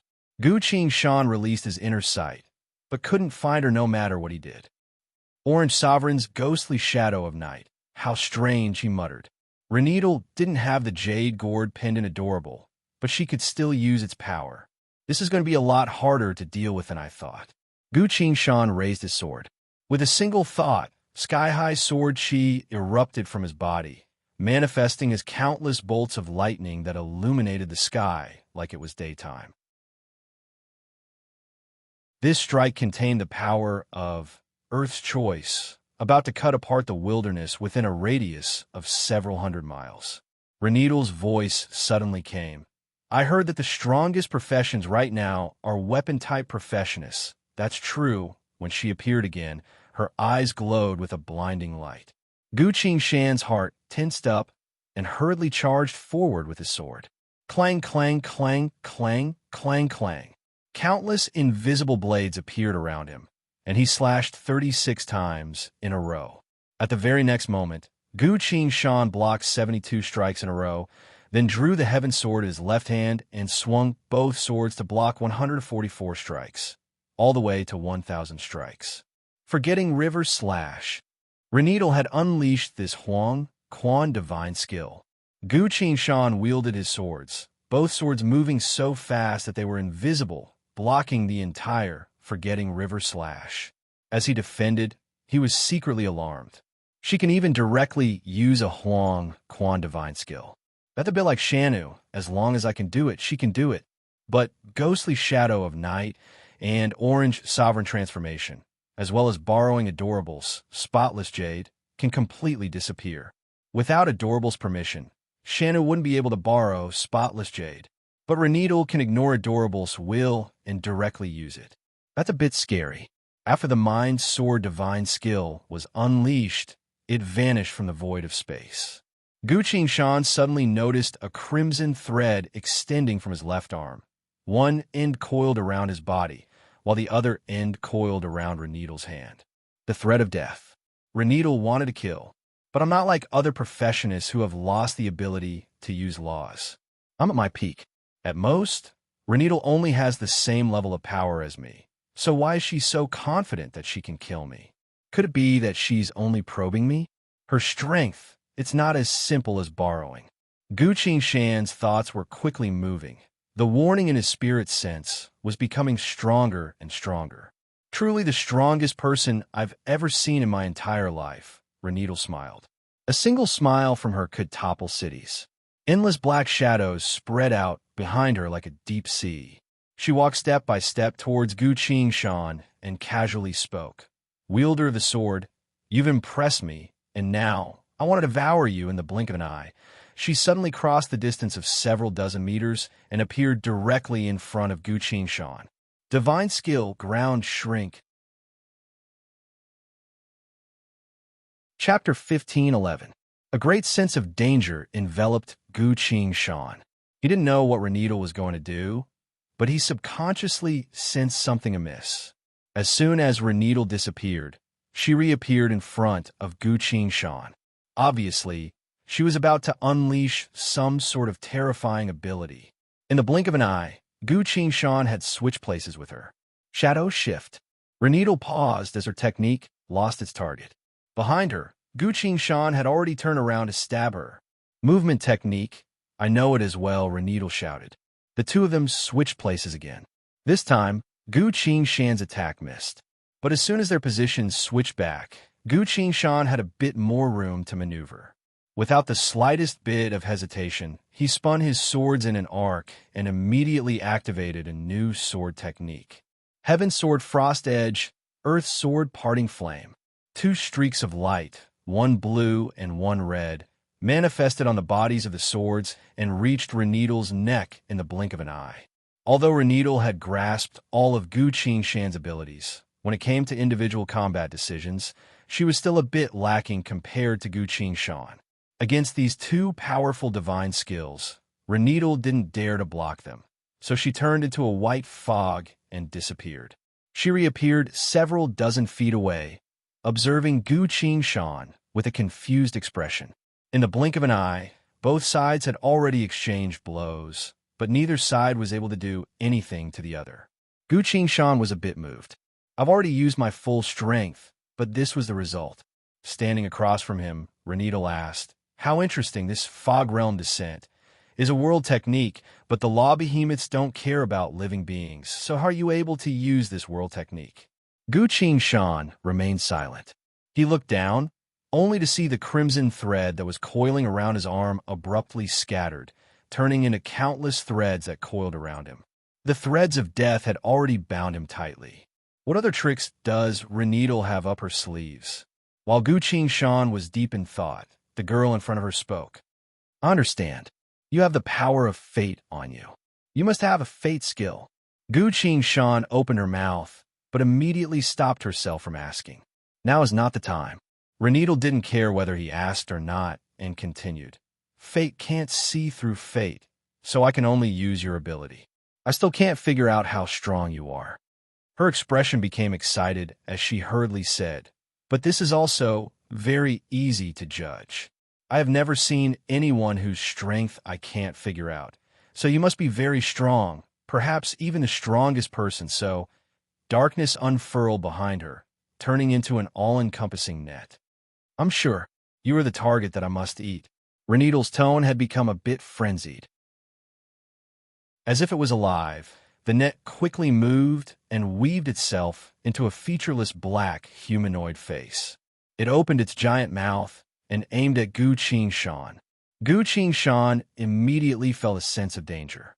The crimson threads coiling around his body were becoming denser and tighter, almost giving him a sense of suffocation. Gu Qingshan wanted to move, but found that she couldn't move at all. A line of glowing text quickly appeared on the war god UI. Frowny face, you've been afflicted with a fate nightmare, temporarily unable to move. After skimming through, Gu Qingshan's thoughts quickly turned and abruptly said, your strength is truly astonishing. Even I, the seventh strongest swordsman in the world, find it troublesome. Renedal's ability was about to be activated, but she froze when she heard this. The world, the seventh strongest? She stared closely at Gu Qingshan and slowly asked, you're the seventh strongest swordsman in the world? Indeed, there are a total of 10 strongest swordsmen in the world, and I'm the seventh strongest swordsman in the world. People call me Red Wraith, an existence that everyone looks up to, Gu Qingshan replied, without changing her expression. Renedal appeared disappointed without hesitation and muttered, Red Wraith? Huh? You're indeed very strong, but my goal is... Renedal subconsciously stopped moving. After a few moments of silence, she suddenly asked, Red Wraith, what is the strongest swordsman in the world called? And where is he? Gu Shan replied in a low voice. The strongest swordsman in the world, called the Mara Heavenly King, who resides in the northernmost lands, Renito replied. But I heard that the northernmost lands are desolate and uninhabited, Gu Shan continued. That's why peerless swordsmen like to stay there.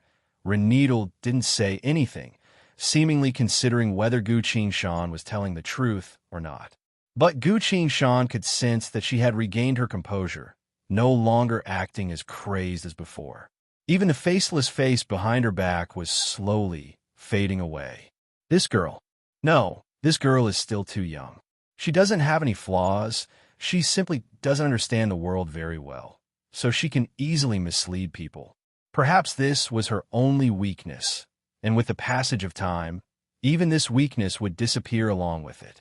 With that in mind, Gu Shan abruptly asked, "You clearly only have a single power of fate. How were you able to unleash that attack just now?" At the same time that he asked that, he had activated "See You Once Again." This ability wasn't normal. It was a unique ability obtained from the sacrificial dance. Renito appeared a bit dazed and replied, "The wings have already been torn apart. Half of them belong to me, while the other half belongs to Dusk, but this tearing caused the power of fate to mutate. I also don't know what kind of power I currently have. It's very terrifying. I can't casually use it." Saying so, Renito returned to normal. She stared at Gu Shan, took a step back, and said, "If you aren't the strongest swordsman, I think there's no need for us to continue fighting, because killing you would only waste my power." Gu Shan didn't say anything. "Shanna, come here." He couldn't move at all, so he silently muttered in his mind. On the other side, Shanu abruptly looked up, as if she sensed something. "Gongzi, wait for me." She leapt into the sky, turned into an autumn-clear blue sword, and crossed the boundless earth in the blink of an eye. Puffed! The sword pierced through Gu Shan's chest, giving off a sharp sword phantom. "Lawbreaker!" Gu Shan instantly regained her freedom. Renito exclaimed in shock. "That's impossible. The Fate formation should be the strongest." Her aura had completely disappeared. Gu Shan drew the Six Paths Great Mountain Sword, held it in her hand, and muttered, "Nothing is impossible. Fate can also be changed." He lightly leapt forward, carrying an indescribable elegance as he flew towards Renito. As Renito looked at him, she found that no matter where she attacked from, she couldn't do anything. His killing intent was becoming thicker and thicker, quickly accumulating power, preparing to unleash it all at once. "If it's this sword, I might not be able to stop it." Renito gritted her teeth, decisively retreated into the white fog. But Gu Shan was already prepared, so how could she let her escape just like that? In an instant, a cold sword phantom pierced through the white fog and pierced through Renito's body. She uttered a cry of pain, but her expression was indifferent as she said, "The next time we meet, I'll definitely kill you." The white fog became even thicker. Gu Shan said, "You're going to die here today. We probably won't ever meet again. Is that so?" "Unfortunately for you, my technique was still there. I'll be leaving first. I'll definitely take my revenge in the future." Following Renito's voice, a figure walked into the white fog and disappeared from Gu Shan's sight. Gu Shan looked at that figure, then at the body that her sword had pierced through. The white fog scattered. Gu Shan found that there was an unfamiliar corpse pierced through her sword. Chapter 15:12. Gu Shan lightly swung her sword, causing the corpse to roll to the ground. This was an unfamiliar corpse with a head full of white hair. Its body was curled up into a ball. Its body was cold and hard, clearly dead for a very long time. An old man. Renito couldn't stop the Six Paths Great Mountain Sword, so she left this old man's corpse behind to take the attack for her. Why did she store a corpse? Gu Shan suddenly recalled the giant featureless face that appeared behind Renito during the battle just now. Perhaps it's related to that terrifying featureless face. Combined with what Renito said before, this thing came from the mutated wings of fate. When I helped little she take back one of the wings of fate, I didn't think something would happen during the process. Gu Shan's gaze turned grim. Renedal was affected by "see you once again," so it shouldn't be a lie. Not to mention, Gu Qingshan suddenly recalled that Little Dusk chose the wing that allowed her to become stronger. But countless years later, she was able to turn Gu Qingshan into a card. What did she say at the time? Gu Qingshan carefully recalled and remembered what happened at the time. "From today onwards, you will be my only companion," she said at the time. Companion. Companion. This is clearly the power of the other wing. Gu Qingshan was silently shocked. Of the wings of fate, one wing helps oneself become stronger, while the other seeks the strongest companion. When the wings were torn apart, she clearly chose to become stronger. If she also obtained a companion ability, then what about Renedal? What ability did she obtain? It should be that giant featureless face. That makes sense. Gu Qingshan sighed in relief, feeling an indescribable feeling in her heart. Renedal must have gone north. She'll be looking for the faint Mara Heavenly King. But it won't be easy to kill her right now. Even though I have the Six Paths Great Mountain Sword, I still felt an indescribable sense of unease when facing the giant face. Even Renedal herself was afraid of this skill and did not dare to use it carelessly. Gu Qingshan thought for a bit, then said, "Luo Bingli, go and protect Shroud's group for now. I'll take a look at this corpse and return immediately." "Okay," Luo Bingli answered. The heavenly sword flew up into the sky and broke through the void. Gu Qingshan squatted down in front of the old man's body and searched it carefully. Unexpectedly, Gu Qingshan found 2 crystal stones in his pocket. Memory crystal? Gu Qingshan was surprised. This was something used by the World Valley to record images, so he didn't expect this old man to have one on him. Renedal didn't check the old man's body carefully. She was still a young girl. Perhaps she hated corpses? All of a sudden, Boss's voice came. This was the World Valley's guardian elder, as well as the strongest one among the elders. "Are you sure?" Gu Qingshan asked. "I'm sure. He rarely appeared, but he did meet with Renedal and I. Who would have thought that he would die at Renedal's hands?" Boss replied. Gu Qingshan paused briefly, then said, "Perhaps Renedal felt that he was the strongest, so she killed him. Let's take a look at what's recorded in the crystal." Boss couldn't wait any longer. Gu Qingshan picked up one of the crystals and pressed it with her hand. The crystal glowed. A series of images appeared in front of Gu Qingshan's eyes. Renedal appeared on the screen. She was cultivating, running, playing, and laughing together with Boss's group, completely unaware that she was being recorded. An old voice resounded. "Renedal is too beautiful. The most beautiful girl I've ever seen in my entire life. She made me feel young once again, awakening my slumbering heart." The rest of the images were of Renedal's life. Gu Qingshan shook her head, put this crystal down, and picked up another. Another scene appeared. Nighttime, on the banks of the River of Fate. Renedal was facing the image and softly asked, "Grand Elder, why did you summon me so late at night?" A few moments later, the old voice resounded. "Renedal, you are a gift from the heavens, a woman of heaven's will, the most beautiful flower in this world. I couldn't help myself. I wanted to obtain you." Renedal's expression was calm. Then she suddenly smiled. "Grand Elder, I'm guessing that no one has discovered our whereabouts right now." "Indeed, they're all asleep, and they'll be sleeping soundly tonight," the old voice replied. Renedal's voice softened and asked, "Then what do you want to do to me?" The old voice fell silent, then spoke in confusion. "I don't know why I'm doing this either, but since it's come to this then, Renedal cut him off and continued. "Let me see your strength." A dark, faceless humanoid face appeared behind her. The Grand Elder chuckled. "Naive girl, perhaps you don't understand, but I am the one standing at the peak of this world. Your little tricks are useless against me." Renedal didn't seem to notice and muttered, "It's very hard to control, very hard.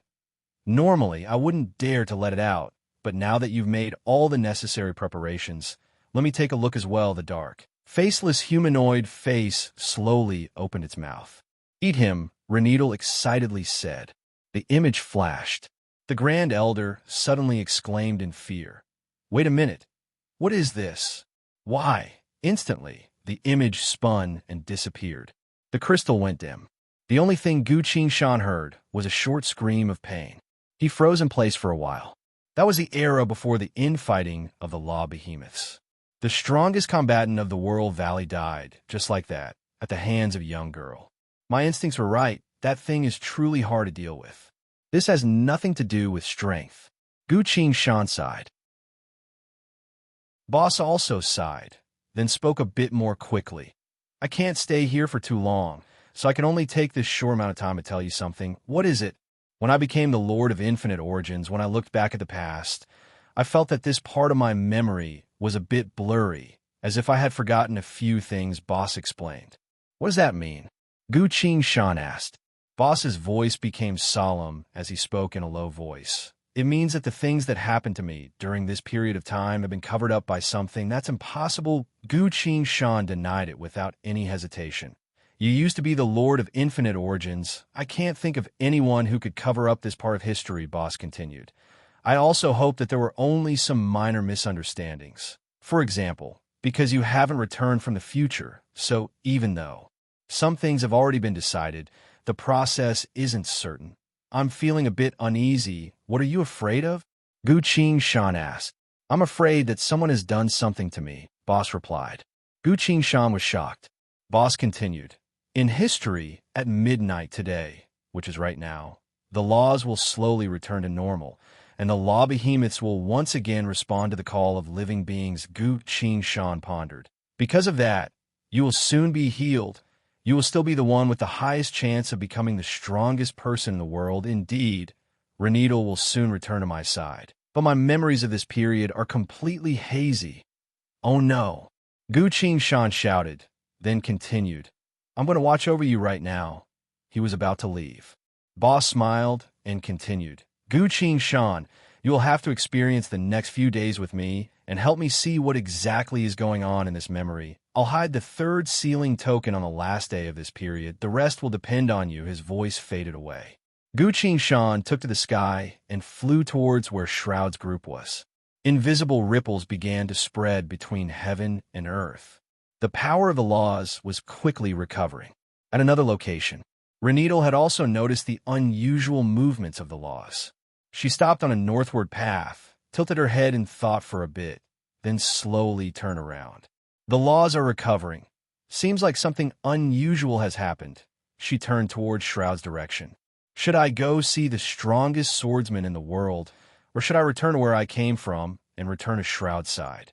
Renedal didn't hesitate for too long. I wonder if he was killed by the people I sent. If he's still alive, he will definitely become the strongest after receiving this answer. Renedal immediately turned around and flew towards Shroud's direction. Chapter 15:13.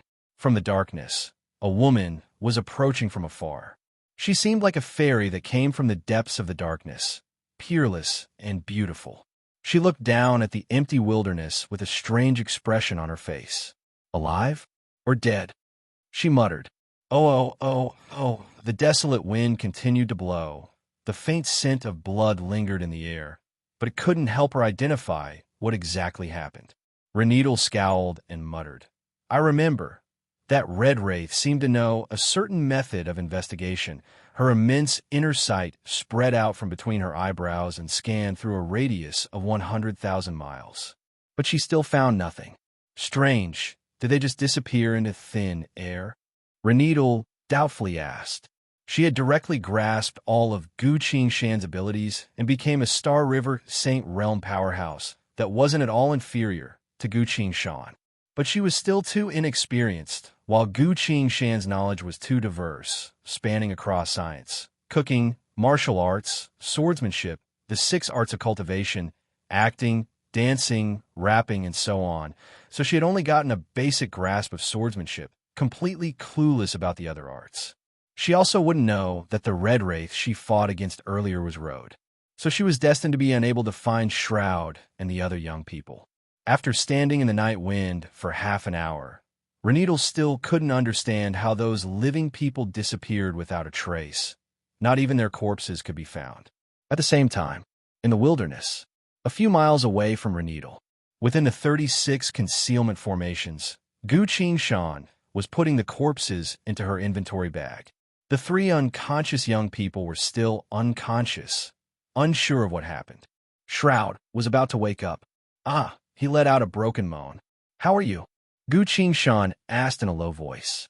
Shroud opened his eyes, quickly sensing his current state. He smiled bitterly. I'm currently like a cripple. I've lost all of my powers. I never thought I'd be able to return alive. What's the situation in the law realm? Gu Shan asked. I can't say for sure either. The moment I got there, I saw an apocalyptic power filling the entire law realm. Those behemoths were attacking each other as if they had gone mad. And then, Shroud suddenly asked worriedly, Where's Reneedle? How are the others? Gu Shan's eyes flashed. The other three young men were unconscious not too far away from them, but Shroud couldn't sense them. It seemed that he had really lost his power. But now that the laws had been restored, his strength would return sooner or later as he recovered. Gu Shan said, They're all fine. They've gone out to look for food. Among us, you're the only one who's in danger. Shroud's expression relaxed. Gu Shan asked, What happened? Shroud replied, Do you still remember? I can hear all kinds of voices, and they're all telling me the same thing. The apocalypse, Gu Shan followed up. Indeed, as soon as I entered the law realm, I hid in a certain corner to avoid those rampaging law behemoths, Shroud continued. But I immediately heard those voices again. I noticed that the voices had become very clear, as if they were right in front of me. But among those voices, there was another unusual voice. An unusual voice? Gu Shan asked. Indeed, I'm guessing that this voice didn't belong to those despairing voices, because it noticed me and told me to stop listening to those voices, as well as to not meddle in other people's business, Shroud replied. Gu Shan looked at him, feeling a bit confused. Was there another voice? This entire matter has gone beyond my understanding. Gu Shan sighed and asked, Then how did you get injured? Shroud's gaze was complicated as he replied. That voice told me to stop listening to other voices, but I felt that it was being unreasonable, so I asked it what exactly was going on. What did it say? Gu Shan asked. It said that those things were about to die, so they were all crowding outside the door, wanting to come in at any moment, Shroud replied. And then, Gu Shan asked again. Shroud replied. And then I asked it what exactly was going on with the law behemoths, but just as it was about to answer, something terrifying happened. Before I could even react, I was heavily injured and expelled from the law realm. Hearing that, Gu Shan couldn't help but fall silent. Everything was so confusing that she couldn't find any answers. What exactly happened in the law realm, and what exactly was that voice? Listening to Shroud's explanation alone isn't a solution. Gu Shan suddenly asked, Shroud, how did you enter the law realm, and can I do it? Shroud explained, You must form a covenant with the law realm and receive the permission of a certain law behemoth to enter. Otherwise, you can only summon them from our world. How do I form a covenant with a law behemoth? Gu Shan asked. Connect to the law realm, chant your name in your mind, then state your request, and see if any behemoth is willing to answer you, Shroud replied. That sounds simple, Gu Shan replied. No, it's actually extremely difficult. Law behemoths normally wouldn't allow humans to enter the law realm. Shroud poured cold water on her. Gu Shan rolled up his sleeves, reached out his hand, and clenched it. All of a sudden, an indescribable power manifested from his body and scattered into the void of space. Blessing of the past worlds, the world slowly faded away like an illusion. Gu Shan saw a thin layer of fog enveloping his surroundings. I am Road. I want to enter the law realm and investigate the truth behind the law fluctuations, Gu Shan silently muttered in his mind. 1 breath, 2 breaths, 3 breaths. No response. Gu Shan pondered and asked, Shroud, how long did it take you to summon a behemoth to form a covenant with you? Shroud silently watched from one side, then replied, That's too difficult. The behemoths very rarely allow humans to enter their territory. Even I had to spend a few months to complete it. How about you wait until I've fully recovered, then slowly introduce you to 1 inch, Gu Shan regretfully replied. It seems like that's the only way As soon as he said that, as if he was pulled by something, his body was abruptly pulled into the void of space and vanished without a trace. Shroud lay on the ground, blinking his eyes. How did it happen so quickly? He asked in surprise. At another location, Gu Shan felt herself being pulled by a great force, passing through endless space and heading towards the faraway space vortex. Along the way, there was nothing but nothingness. Not a single living being could be seen. All of a sudden, Gu Shan noticed that she had passed through some sort of barrier, and her vision became clear. The ground was boundless. Dozens of skeletons were walking on the ground without any destination in mind. A gigantic bronze pillar that reached all the way to heaven and earth stood between heaven and earth. A fully armored black corpse was pinned to the bronze pillar, unable to move. The corpse's head was drooping, seemingly without any signs of life. A thunderous voice resounded by Gu Shan's ears. "Youngster from the future, I cannot see through your past, present, or future. If you have something to say to me, then tell me, what is your real name?" Gu Shan felt a bit emotional. This was a time in the distant past, before Boss had become the Lord of Infinite Origins, before the Awaitings had entered the Reality Gate, and before the apocalypses had erupted. I didn't think I would meet the giant corpse at this point in time. I am Gu Shan. If you can peer into space-time, you will know the relationship between you and me, Gu Shan replied. Gu Shan, the giant corpse muttered, seemingly thinking about something. Its head slowly looked up, seemingly staring at an extremely distant place. A few moments later, it sighed deeply and said, "So that's how it is, you are the one related to my fate. No wonder you would appear at this crucial point in time," Gu Shan asked. There was a voice that advised Shroud not to listen to the voices of the other apocalypses. "Was that you?" "It was me. He is very talented, but he shouldn't have listened to the voices outside the gate.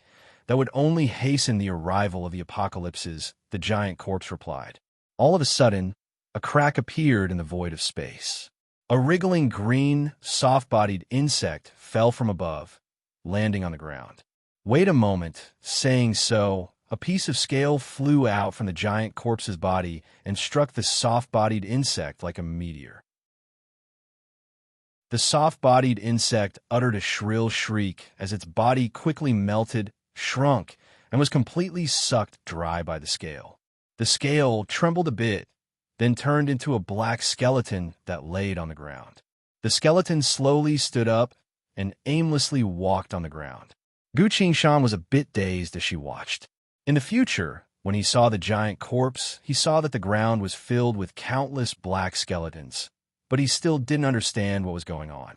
It wasn't until he returned to the age of immemorial that he understood the origins of these black skeletons. The giant corpse sighed again and said, "This is the 29th apocalypse. The reality gate has been discovered. The age of calamity of the apocalypse is about to descend." Chapter 15-14. Gu Shan had countless questions in her mind, but she knew that each meeting with the giant corpse wouldn't last for too long, so she immediately asked, "What exactly are the law behemoths fighting for?" The giant corpse replied, "The will of the world has manifested into numerous law behemoths. During times of peace, they would promote the prosperity and diversity of the world. But now, the behemoths have finally sensed danger and have begun to fight for dominance over the world." He seemed to chuckle and continued, "A cluster of flames contains the law of light, as well as the law of destruction. What is leading this cluster of flames? Is it light or destruction?" In the past, although the law behemoths had a bit of conflict between themselves, they were all small squabbles. But during the age of calamity, they needed to choose a ruler to lead all the behemoths and living beings against the apocalypse. Have they chosen one? Gu Shan asked. The giant corpse replied, "They haven't. After this period of fighting, they realized that if they continue to fight like this, before the apocalypse even arrives, the world would already be riddled with holes. Then, ignore them. They will eventually find a suitable way to unify the power of the entire world." At this point, the giant corpse's tone became solemn.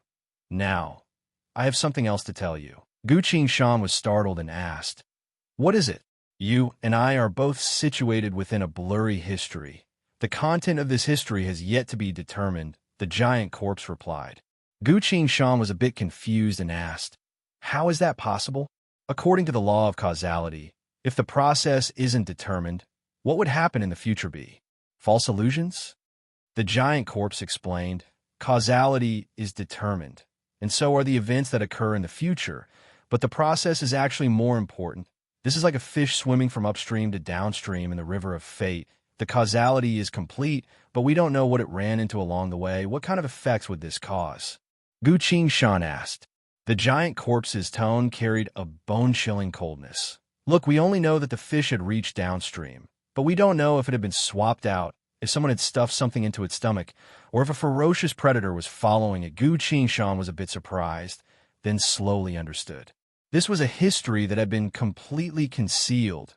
No one knew what actually happened. Later on, Renidal killed all the gods and went to the dusty world. After the inner plane was destroyed, terrifying monsters of unknown origins took over that place. Boss's body was split in half. One half became the eternal abyss, and the other was sealed in the dark tunnel. These things were a complete mystery. What was leading all of this in the fog? Was it some kind of existence? Or an unknown fate? Come to think of it, I actually don't know anything. The more Gu Shan thought about it, the more frightened she became. A fine layer of cold sweat gradually appeared on her back. The giant corpse replied, "See, you've understood. Causality is a very simple matter, but if we don't know the process, we wouldn't be able to see the truth behind causality. What do you think I should do?" Gu Shan asked. The giant corpse replied, "The Lord of Infinite Origins had once sensed something, and in the foggy history of the world, he did something that could not have been more correct, which was to forge the 6 sealing tokens within the ruins of the Pantheon." Gu Shan. "You must obtain these 6 sealing tokens. Do not let anyone else obtain them once you have control over the sealing tokens, regardless of what happened in history. It will be under your control without any issues." The giant corpse paused for a brief moment, then continued, "Regretfully, with my current power, I can only talk to you so much. You should leave." Following his words, a blinding flash of light appeared in the sky. It was a cluster of violent lightning that was coiled around the top of the bronze pillar. Almost instantly, the entire bronze pillar was enveloped by the lightning, giving off arcs of twisted lightning. Boom! The corpse didn't move or utter a single word, allowing the lightning to envelop its entire body. Gu Shan saw a black scale falling off from the corpse's body and flew in front of her. The giant corpse's voice sounded again. "I can't give you any more help. This is the evolution chapter of Mystery of All Beings Equal.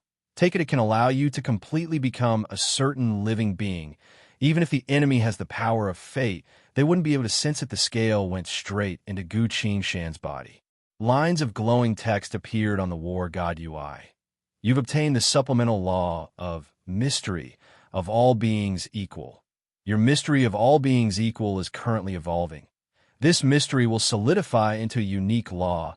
Unless the law is destroyed, living beings wouldn't be able to sense the true you. 3. 1. Your personal law. All beings equal has been constructed. This law is unique. Without your permission, no one can copy, steal, borrow, or possess it. Because you have this law, no low-level disguise, or homogenized techniques will be able to fool you." Gu Shan felt glad.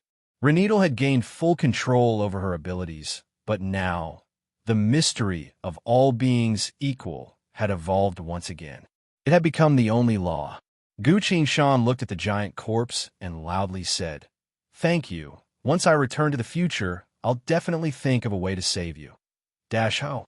A huge pulling force abruptly manifested on Gu Shan's body and instantly pulled him out of this world.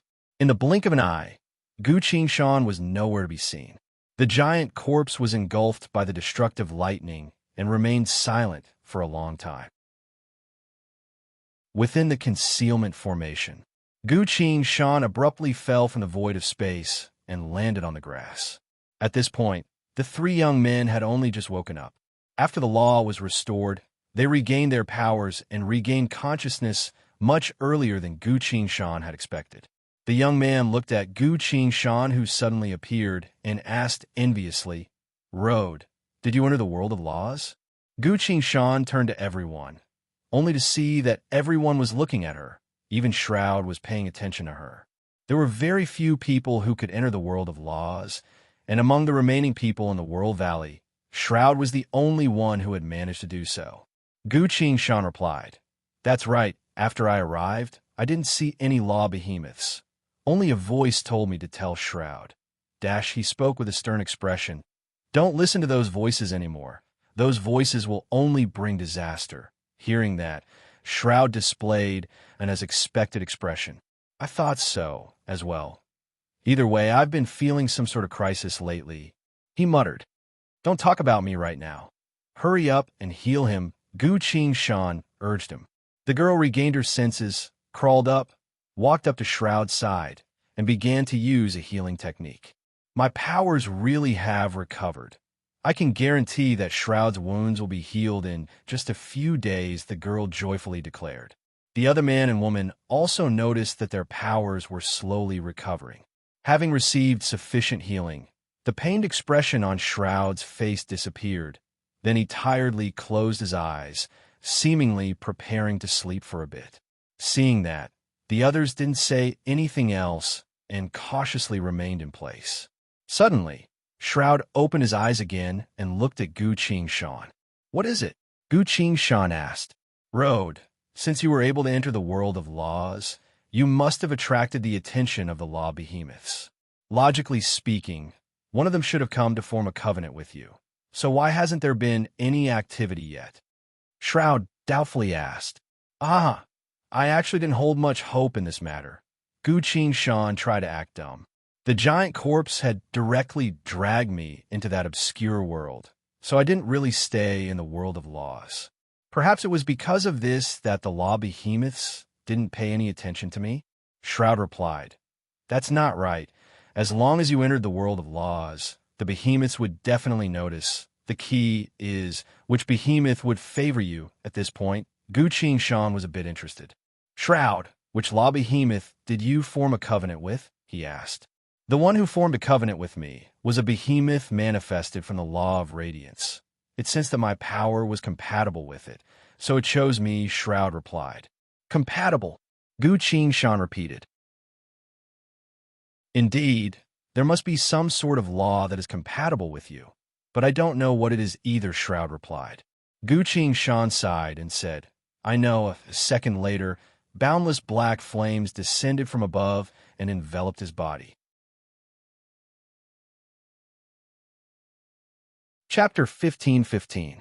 Black flames drifted endlessly around Gu Shan's body. He stood in the middle of the flames, staring at the empty wilderness, as if he was staring at something. He appeared to be a bit lost. "What is it?" Shroud asked. Gu Shan's lips twitched a bit, then finally asked, "What do the law behemoths look like?" Shroud replied, "Various humanoid, wild beasts, flowers and grass, stars, elemental beings, so on and so forth. However, the phenomenon on your body is a black flame, which usually represents 3 different laws." "Which 3?" Gu Shan asked. Shroud replied with a bit of interest. "Darkness, destruction, and death. I'm currently heavily injured, so I can't help you enter the world of laws to see which one is descending. But remember, when they arrive, you have to respectfully address them as overlords. After all, these behemoths are law life forms born from the awakening of the world origin." Gu Shan closed her eyes and replied, "Overlord? I'll keep that in mind," Shroud continued. "I've met 2 of the 3 overlords. The overlord of darkness is a man who can transform into a lion. The overlord of destruction is an elemental life form. When you enter the world of laws and see a burning black volcano, that's it." Gu Shan continued to ask, "What about the law of death?" Shroud paused a bit, then replied, "Living beings cannot look directly at death. Unless the overlord personally appears, you cannot seek it out. This is a rule that living beings must abide by. However, I've heard from other law behemoths that the law of death manifests as a humanoid life form wearing a cloak." Gu Shan paused briefly, then said, I'm going. He abruptly disappeared in front of everyone's eyes. The young boy sighed in admiration. Huh. When will I be able to enter the world of laws and form a covenant with the Overlord? Shroud smiled and said, Atli, now that the laws have recovered, why don't you train your ability to communicate with the world of laws? Atli nodded. You're right, I need to quickly grow stronger. If Renito were to face an enemy again, I wouldn't be hiding in the back. Shroud was surprised and asked, What do you think happened to Renito?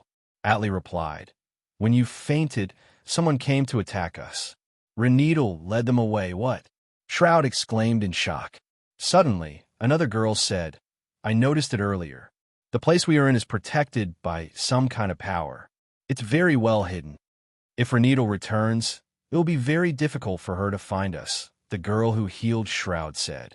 The boy said, Now that we've recovered our strength, how about we break this layer of protection so that Renito knows how to find us? Hurry and break it, Shroud struggled to say. The concealment array that Gu Shan had set up was originally only for concealment, so it was very easy to break it from the inside. The three youths exerted their strength together, and very soon, the array turned into a layer of spiritual light and dissipated into the void. At the same time, in the wilderness dozens of miles away, Renito turned around abruptly.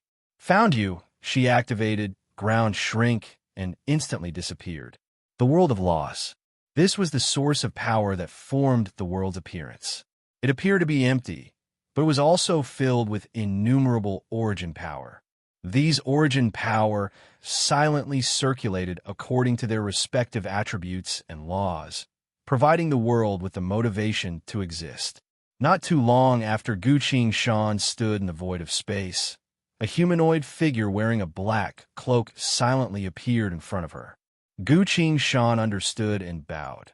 Venerable Overlord of Death, I have come here to request to form a covenant with you. The humanoid figure stood there without saying a single word, then raised his hand and lightly pointed at the void of space. The burning flames manifested into a line of text. Frowny face, death cannot speak. Otherwise, all things will wither. Gu Shan nodded in understanding. The text then turned back into flames, then turned back into lines of text. Frowny face wrote, Countless living beings have died at your hands. You're the one with the highest affinity with death in this world. Now, are you willing to form a covenant with me? Gu Shan asked. What is the content of the covenant? A new line of text manifested. Frowny face, you will provide for me, and I will grant you the power of death. This is a good deal. After Shroud receives the law of Radiance's favor, he would be able to fight me to a standstill. If I can receive the law of death's favor, my strength would also increase considerably. Gu Shan silently thought for a bit, then replied, Venerable Overlord, I do not know how to provide for you. The burning flames manifested into a line of text. The deaths that you bring are my sustenance. Gu Shan hesitantly replied, I normally don't kill people. The humanoid figure wearing the black cloak silently stared at him. The text changed to form 5 words. Frowny face, are you serious? Gu Shan paused, then couldn't help but recall the battles he once fought. Sometimes, life truly is beyond one's control. Gu Shan explained, I am more than willing to form such a covenant with you, but I'm not a bloodthirsty person. I hope you can understand this. The Overlord of Death still didn't say anything. A cluster of black flames hovered in front of Gu Shan. The flames manifested into an unfurled covenant with 2 simple lines of text. Frowny face, you will provide for me, and I will grant you power. Overlord of Death, this was the simplest covenant that Gu Shan had ever seen. However, since the one who signed the covenant was the ruler of the law of death, no one would dare to violate it, unless they didn't want to live anymore. Gu Shan praised, What a brilliant covenant. I'll sign it. He placed his hand on the black flame covenant. Ho! The covenant turned into a cluster of flames and entered Gu Shan's body. Everything around him disappeared. Gu Shan suddenly felt himself standing on solid ground again. He had returned. A surprised voice resounded. Road, did you really form a covenant with the Overlord? Gu Shan's heart sank, but her expression didn't change as she looked back, only to see Reneedle crouching next to Shroud, observing her. Gu Shan nodded. I did. What happened to those people you chased after? Reneedle revealed a bloody wound on her arm, which the girl next to her was currently healing her. Reneedle replied, those people were under the orders of a swordsman called Red Wraith, who wanted to kill everyone in our world valley. Red Wraith? Why would he want to kill us? Gu Shan appeared confused, because he was wary of the power of the world valley. So he wanted to take advantage of this calamity of laws to eliminate us once and for all, Reneedle replied. Then I couldn't win against him, so I barely managed to escape. I'm afraid this place isn't safe either. We need to escape right now. Reneedle's tone carried a bit of fear. We've already regained our powers. If that Red Wraith dares to come, we'll kill him, the boy angrily declared. Shroud appeared very calm and replied, Reneedle just told me that Red Wraith is the 7th strongest swordsman in the world. The few of us might not be able to win against such an expert, especially since my injuries haven't fully healed yet. I'll only become your burden. Reneedle's eyes were filled with tears as she lowered her head. Shroud, don't worry. We'll take you away right now. We definitely won't let the inheritance of the World Valley end because of that swordsman. Reneedle, swear that I'll definitely let you live. Shroud looked at her in shock, then couldn't help but grab her other hand and clench it tightly. Don't worry, Reneedle, I'll remember this swordsman called Red Wraith. Once I recover, we'll definitely find him for revenge, Shroud said. Reneedle wiped her tears, forced a smile, and replied, he's too strong. We can't win against him. Reneedle, don't worry, one day I'll make him pay with his life, Shroud resolutely declared. Itchem, I believe you.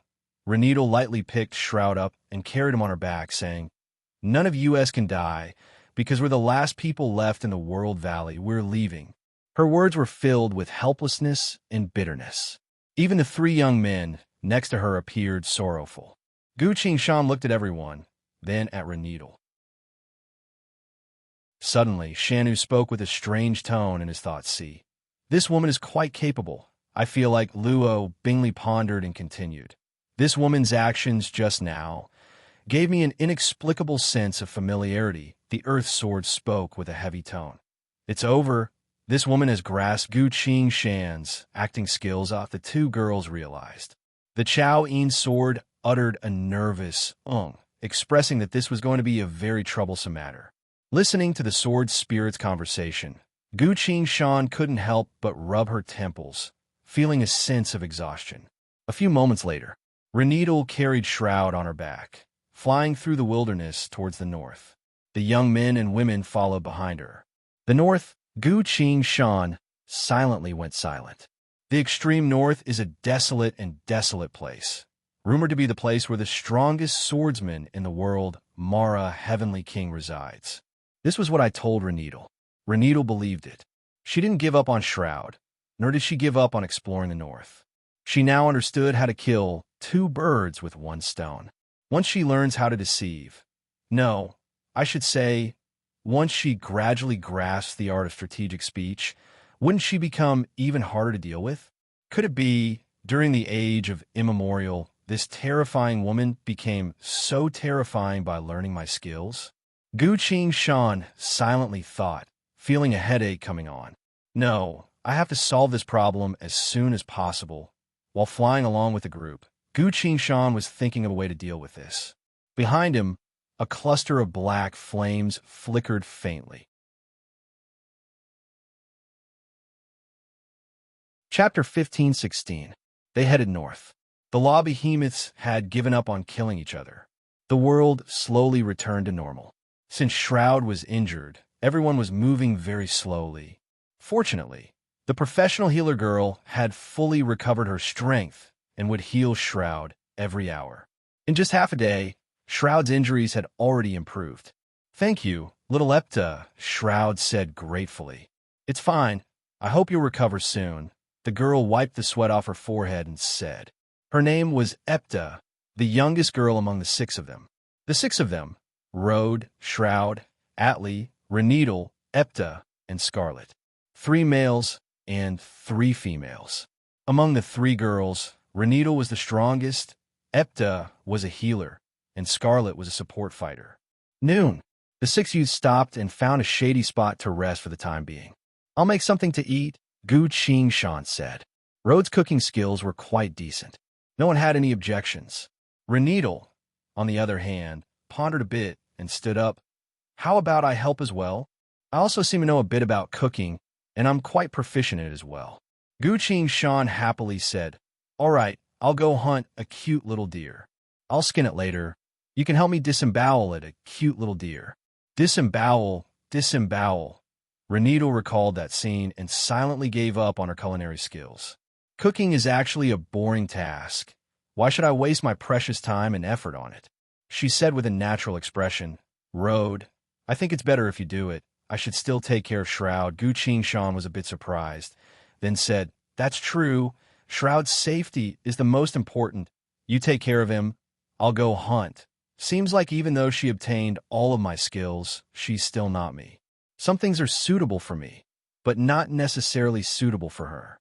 Earlier, she devoured the Grand Elder's power. So what exactly is going on with her now? There are 2 possibilities. 1, she has both the Grand Elder's and my powers.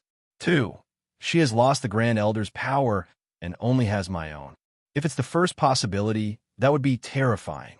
If it was the second answer, he had to think of a way to make her give up her power. Gu Qing Shan pondered as she walked into the wilderness. Scarlet couldn't help but shout behind him, "Can you not catch cute little deer?" Epta also showed a hopeful expression. Gu Qing Shan replied without turning her head, "Fine, then we won't have venison for lunch." Without waiting for the girls to relax, he added, "We'll eat cute rabbits instead." As soon as he finished speaking, he moved and flew toward the wilderness.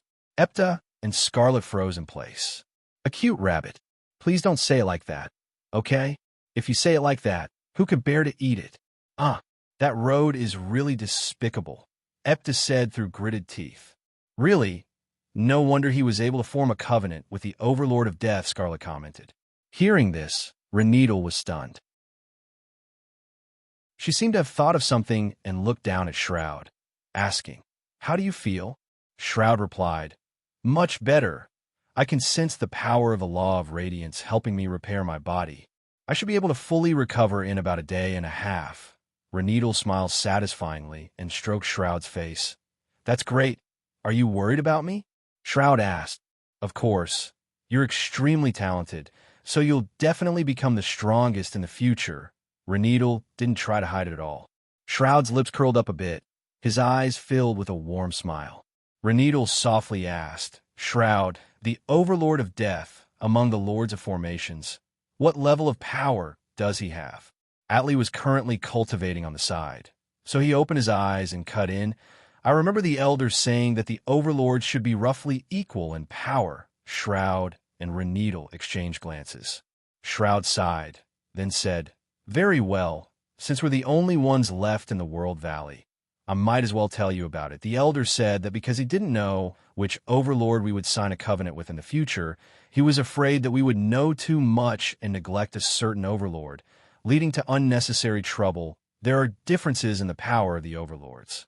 For example, among the Overlords of Combustion, the Law of Destruction would naturally be the strongest, and the Law of Destruction would naturally be stronger. Or for example, among the Overlords of Growth, the Law of Recovery and Healing would naturally have powerful effects. But in terms of fighting strength, they would be inferior to the Law of Evolution. This was the first time the young people had heard of such a truth, so they were a bit confused. Renedal then asked directly, "Between Rhodes, Overlord of Death, and your Overlord of Radiance, who is stronger?" Shroud replied, "The Law of Death is a unique law. The other laws are all afraid of it. The Law of Radiance is the exact opposite. The majority of laws desire to get close to it. The power of these 2 law life forms is actually on par with each other. In other words, the 2 law life forms are equally powerful." Renedal pursued the question. "Indeed, both of them are very powerful, and they would greatly improve both Road and I," Shroud confirmed. Renedal fell into thought. Atli said, "But Shroud had already entered the realm of laws. His talents would ensure that he would go even further than Road, Epta scoffed. Indeed, a contractor like Shroud would receive a lot of Overlord's care and help. Unlike Road, who can't even cook a meal without making others happy, Scarlet also nodded. Reneedle thought for a bit, then finally smiled. That's true. You can't only consider the Overlord. In truth, the talent of the person who signs the covenant will also determine their final achievements. She turned to Shroud, her gaze slowly becoming gentle. At another location, Gu Shan had climbed over a small hill and landed on the branch of a large tree. He reached his hand into the leaves of the tree, then pulled and caught a 10-meter-long, colorful snake in his hand. Now that I have the soup from lunch, I still need to make 2 main dishes, Gu Shan muttered to himself. He looked around, then abruptly sensed something and abruptly dropped down. Thud! An arrow pierced deeply into the tree branch he was standing on. Damn, brat. You sure are sharp. A cursing voice resounded. Gu Shan looked not too far away, only to see a burly man wielding a bow in his hand, glaring straight at him. I don't think I know you. Why did you attack me? Gu Shan cautiously asked. The burly man was wearing a tattered set of armor with bloodstains all over his body, as if he had just returned from a battlefield. Why did I attack you? Is there a reason for this? The burly man muttered, then put his finger to his lips and whistled. Several dozen professionists appeared from the forest. Just like the burly man, they all appear to be in a terrible state, as if they had just gone through a great battle. What are you waiting for? Kill him. I haven't eaten anything for a long time. Kill him, someone shouted. After running for so long, we're finally safe. We need to replenish our strength, someone else loudly shouted. The group of people became rowdy. The burly man shouted, Stop, you idiots. We need to capture him and ask if he has any companions. If he does, he didn't finish his sentence, but everyone else understood. Their voices went silent. The burly man cleared his throat and looked at Gu Shan. Brat, do you want to live?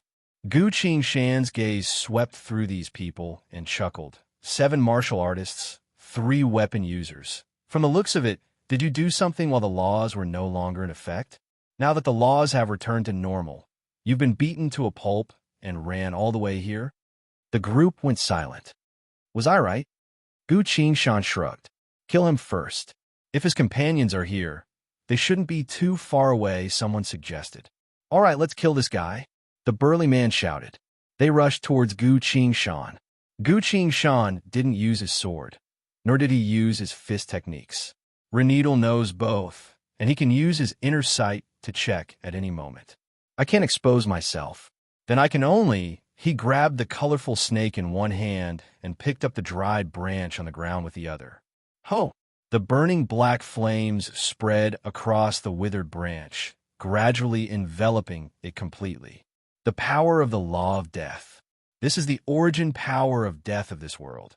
How could a few random soldiers stop it?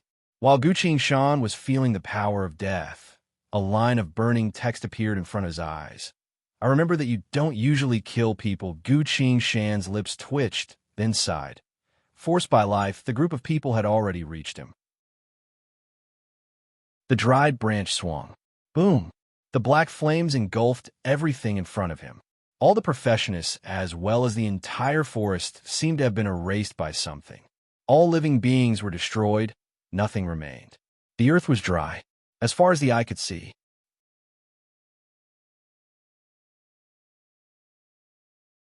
Chapter 15-17.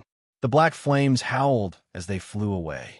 The vast expanse of land had become completely dry and scorched, displaying a deep grayish-black color. Gu Shan lightly leapt up and looked into the distance. There were no living beings within 300 miles. All of a sudden, a person appeared on the ground. Reneedle. She looked at the scene in front of her and asked, Road, did you just fight? A group of fleeing martial artists and weapon users. They wanted to eat me, so I had no choice but to kill them. Gu Shan landed and replied. Reneedle glanced at Gu Shan and asked, How much of your strength did you use?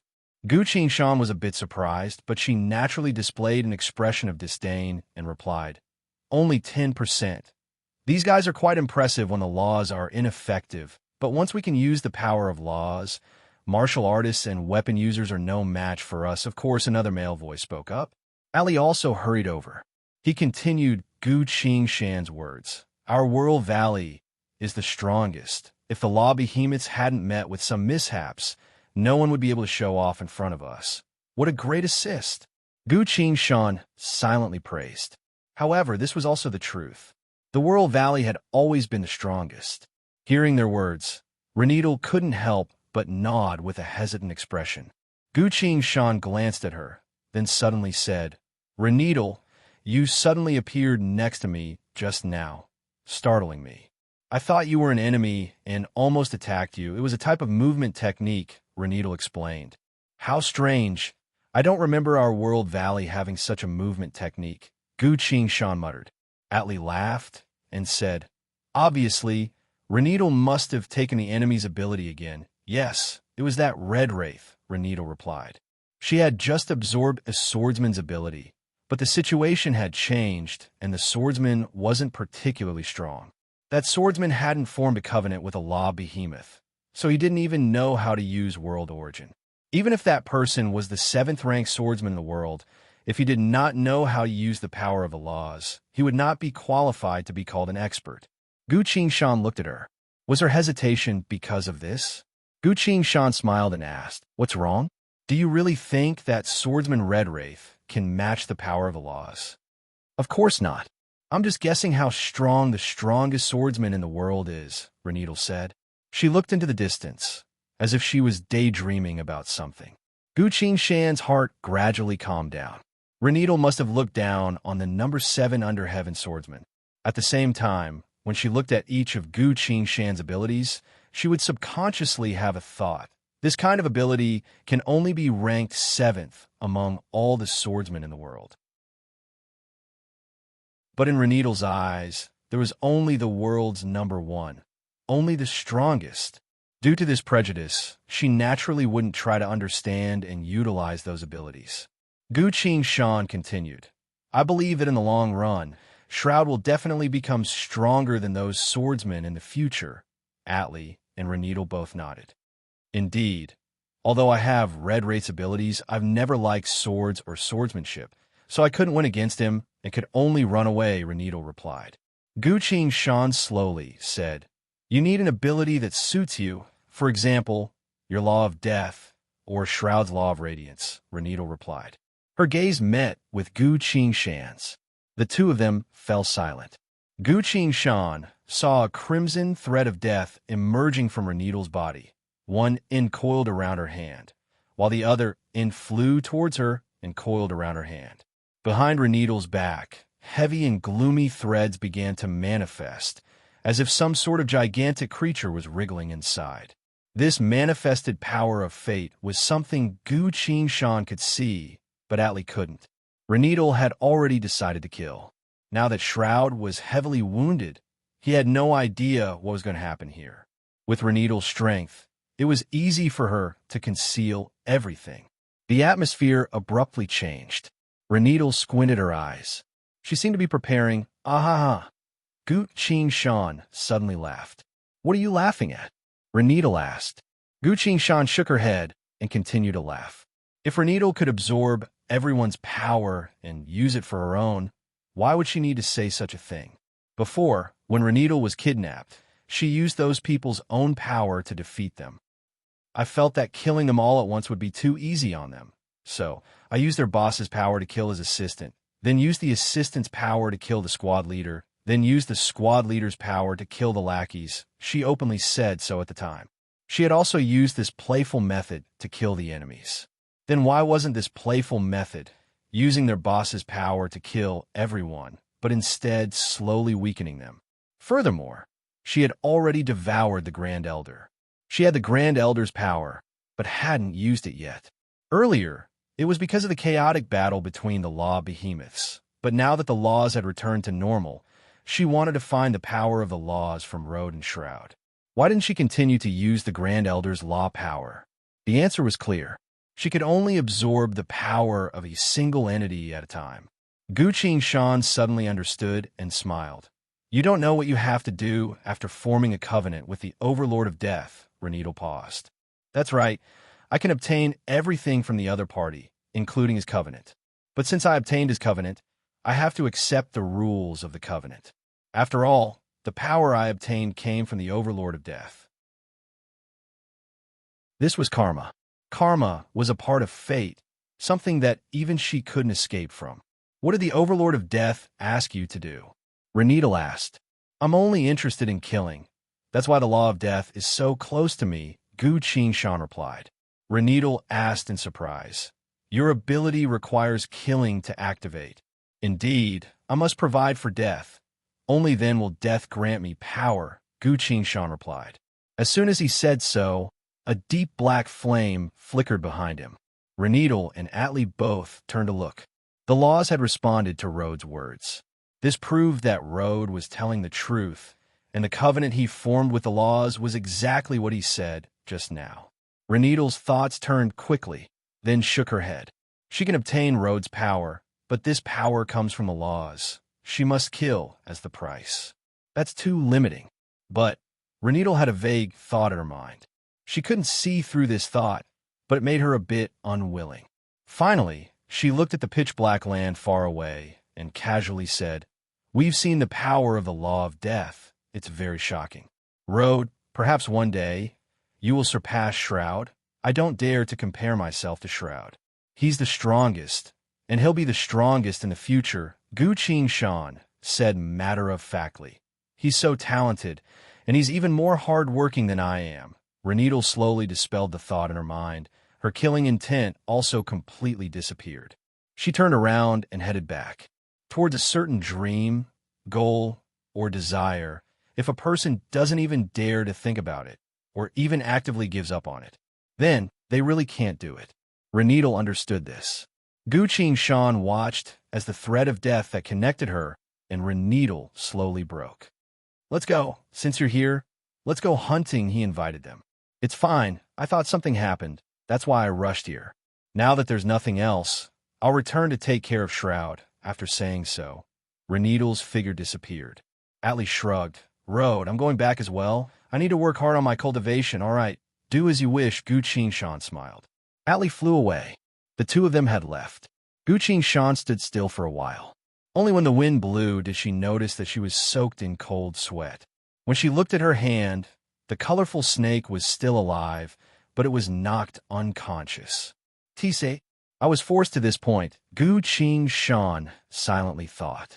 That fate-type ability of Reneedle's is truly terrifying. My spirit sense can clearly sense that this fate-type ability has nothing to do with strength. As long as it appears, there's no way to resist it. Gu Qingshan felt that she's quite strong, but she also understood that Shroud's current ability to fight me to a standstill wasn't even his full strength. In fact, he could have summoned the pixies and the law behemoths for help. He had already displayed this when he saved Reneedle. The power of a law behemoth cannot be underestimated. The Grand Elder of the World Valley is definitely stronger than Shroud. Against this fate-type ability, even such a powerful combatant couldn't do anything and could only become a substitute corpse. Not to mention me? Gu Qingshan stood still. The sky above the wilderness slowly darkened as dark clouds filled the sky. The howling of the cold wind became more and more shrill. The rain began to fall. Gu Qingshan paused for a few moments. Only after she couldn't sense any inner sight spying on her did she muttered, She's always needed longing now that I think about it. Reneedle has always wanted to obtain Fei Yu's fate-type ability. And now, she has obtained this ability from me. But she still doesn't know about it. My soul has already been released, so the abilities I have are too complicated and trivial, so she probably hasn't seen this ability yet. I can't let you find out about this ability. Gu Qingshan's gaze became resolute. If Reneedle had the power of longing, she would be able to do anything she wanted. She was currently only limited by her lack of understanding of the world, but in reality, no one could stop her fate-type ability. Then, I'll have to force you to give up on my ability. Gu Qingshan disappeared. At the same time, another him appeared and began to head towards the other end of the wilderness. Shanu would disguise herself as him and continue to search for prey. Gu Shan put on the samsara wicked mask over his face, concealing his presence as much as possible as he hid within the dark clouds in the sky, as if he didn't exist at all. He slowly and softly moved within the clouds, heading towards the tree where everyone was resting. Closer, even closer. Renedal was still crouching next to Shroud, carefully taking care of him. She sincerely hoped that Shroud would survive, become stronger, and become the strongest. Gu Shan looked down at the scene below and stopped. A second later, Renedal looked down at her own arm. A crimson thread was silently tied around her snow-white wrist. Huh, she muttered in surprise. At the same time, Gu Shan formed a hand seal. He charged downwards. Renedal unleashed a gigantic sword phantom without hesitation. Gu Shan evaded it in advance, then pointed 2 fingers at Shroud. 2 flying swords flew through the air, heading straight for Shroud. "Red Wraith, don't you dare!" Renedal's expression changed and shouted.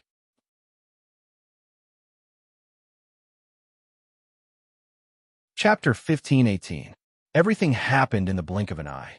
The 2 swords flew through the void of space like 2 streaks of lightning. Huh! Renedal shouted and leapt into the sky to receive the 2 sword phantoms.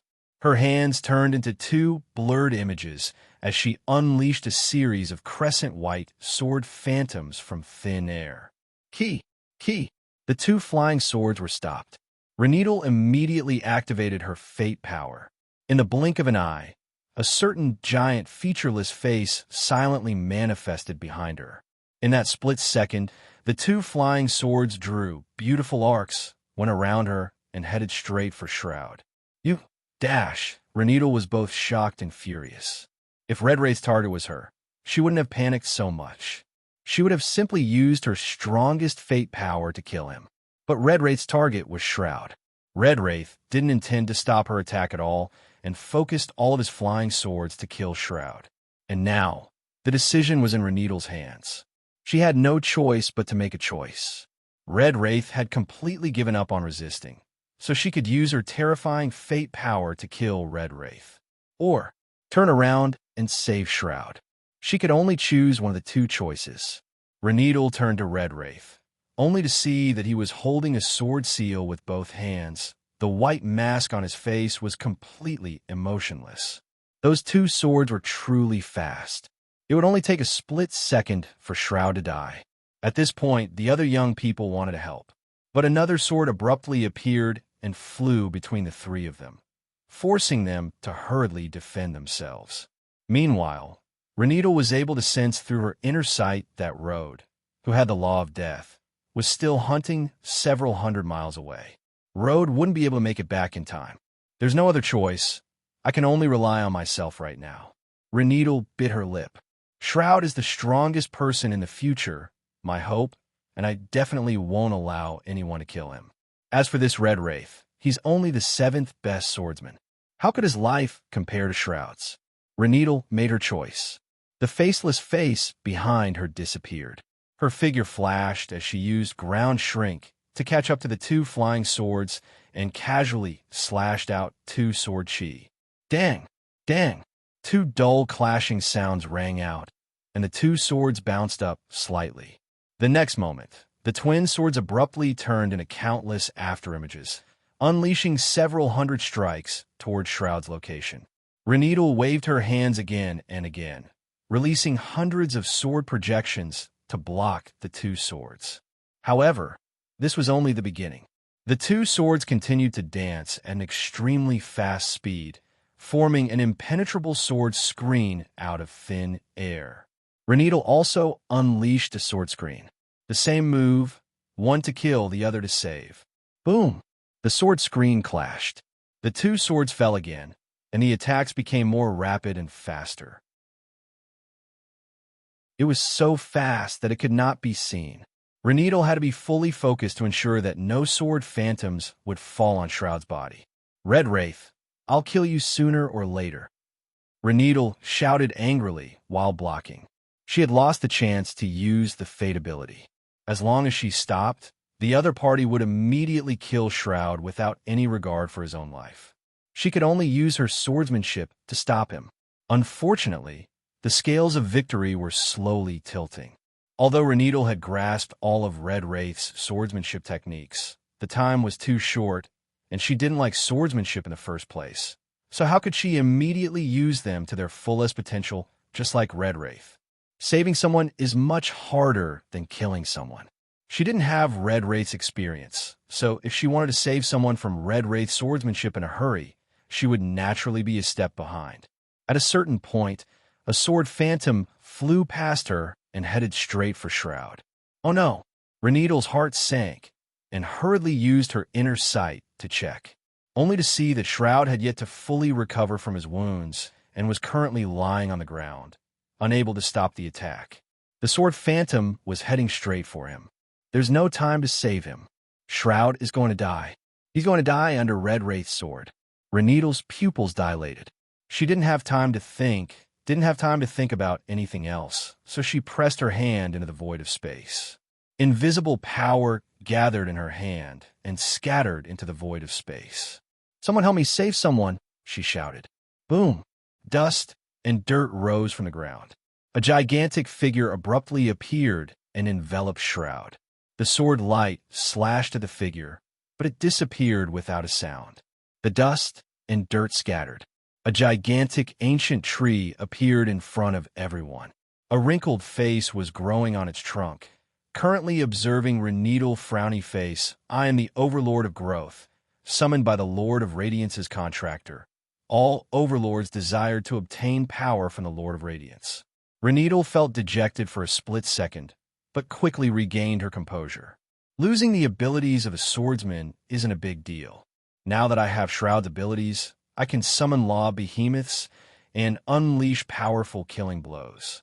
This is the only way to fight against Red Wraith. Renedal loudly said, "Please take care of the wounded person. Leave the rest to me." "Got it," the ancient tree replied. It extended its branches to wrap around Shroud and placed him in its bosom. Renedal sighed in relief. Shroud is safe. It's time for Red Wraith to die. Renedal's eyes were bloodshot as she abruptly looked up at the sky. There was nothing in the sky. Red Wraith, who was unleashing a torrent of attacks just a second ago to kill Shroud, had already disappeared without a trace. "It's ground shrink," Renedal muttered, then released her inner sight to search for his whereabouts. But there was no inner sight. She froze for a second before realizing what was going on. "I've absorbed all of Shroud's power, and now I can no longer unleash Red Wraith's abilities." Do you think you can escape?" Renedal clasped her hands together and chanted, "Earth, water, fire, wind, all overlords who are close to Radiance.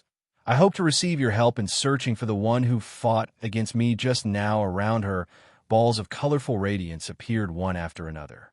These clusters of light shined upon one another, converged, and seemed to be communicating with each other before finally disappearing. A voice resounded from the void of space. "Covenant bearer of the Overlord of Radiance, the one you are looking for is dead." Renedal froze. Dead? They were still fighting just now. How did? The voice continued. "His corpse is 700 miles to the south behind a rock." "I'll go take a look," Renedal immediately said. Her figure leapt into the sky and quickly flew towards the south. Not too long later, she landed on the side of a rock. Sure enough, there was a corpse on the ground, as well as a shattered mask. Renedal stared at the corpse for a long time, carefully examining it. Although this person wasn't wearing a mask, the outline of his body was clearly Red Wraith. But his face, I remember him. This was one of Wizard Rodri's subordinates. Before, when the laws no longer responded to living beings, I asked Rodri to send people to kill Shroud and the others. This person was one of the people he sent.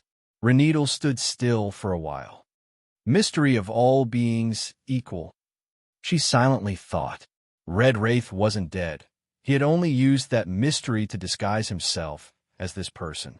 If that's the case, I don't even know what Red Wraith looks like. Renedal's thoughts turned and found even more suspicious points. Strange, the Overlord said that this was Red Wraith. But I've already obtained his ability, so I know very well that this is only a mystery of turning into someone else. Red Wraith's mystery is something that even the overlords can't distinguish. In other words, the seventh strongest swordsman in the world was able to deceive the overlords? That can't be right.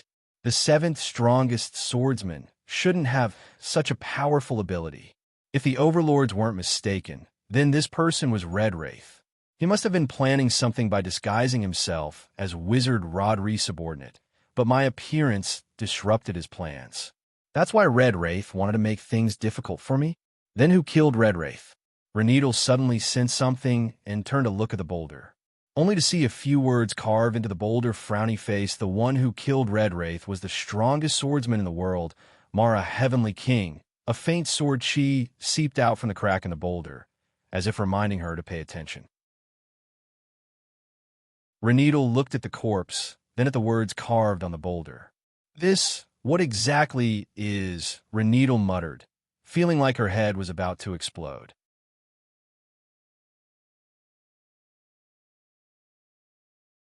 Chapter 1519. While Reneedle was blankly staring at the corpse. At another location, Gu Qingshan had dispelled the law of all beings equal and was walking through a sparse forest. There was still only the colorful snake in his left hand. I need to hurry. Otherwise, everyone is going to go hungry, Gu Qingshan muttered, hung the colorful snake on a tree, and casually took out a bow. With a flick of the bow, a sharp arrow flew over 1,000 meters away and took out a leopard's head. As soon as the colorful snake on the tree wanted to move, Gu Qingshan pulled it back and squeezed it until it fainted again. Still holding the snake in his hand, he quickly walked towards the leopard. "O great overlord of death, I have something to ask of you," Gu Qingshan said as he walked. Next to him, a cluster of black flames flickered. Gu Qingshan then said, It's like this, you and I have a covenant, so you should be able to see everything I did. Can you not tell the other overlords what I did just now?" A line of burning black text appeared. Frowny face. "I'm not familiar with the other overlords. They are afraid of me." Gu Qingshan slightly nodded, then said, "There's one more thing. That Reneedle is my enemy. She has the power of the law of fate. I don't want her to use my ability again. Can you help me?" The burning black text stopped for a bit, then turned into a new sentence. "Frowny face, you provide for me, and I grant you power. This is the content of the covenant. Other than that, I have no obligation to help you." Gu Qingshan was surprised. "That's true. Why should I help you?" Gu Qingshan thought for a few moments. A overlord of death. He thought of Anna, then that dog. For the sake of a few wine cellars, the dog that was called Hound Deity agreed to Anna's request to protect them. Could it be that all overlords of death like to drink? Gu Qingshan silently thought. Although this sounds ridiculous, I don't have time to worry about that right now. With the help of an overlord, it will be much easier to deal with my own problems. Gu Qingshan rummaged through the storage bag and took out some of the rare snacks made by Qin Shaolu. "You see, this is part of my offering and also a small token of my appreciation," Gu Qingshan said. The line of black flames turned into a line of words. "I need to absorb power from the death of all living beings. I don't need mortal food, but these dishes taste good. You can have a taste." Gu Qingshan carried a few plates and said sincerely. The air was quiet for a second. A pastry disappeared from the plate. After a while, a soft burp rang out in the void, accompanied by a small black flame. Although law life forms inherited part of the will and authority of the world, there were still life forms in the end. Soon, a line of small words appeared. "It's not good. Don't give me these things in the future. You're not used to it? I'm sorry, I was too rude." Gu Qingshan quickly apologized. But if the overlord of death can eat, he should be able to drink as well. Gu Qingshan took out a bottle of chilled liquor. In truth, this bottle of liquor was the main event.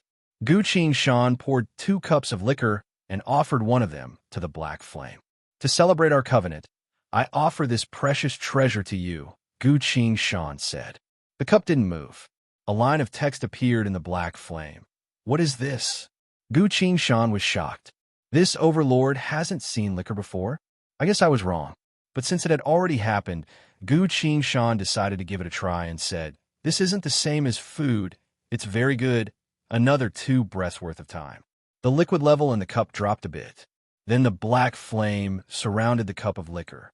The cup was instantly emptied. Gu Qingshan's eyebrows twitched. Huh? Haven't drunk it before? You call this haven't drunk it before? Seems like the overlord of death doesn't mind the taste of liquor. Gu Qingshan pondered. A line of blazing text appeared in front of his eyes. Frowny face, this tastes quite nice.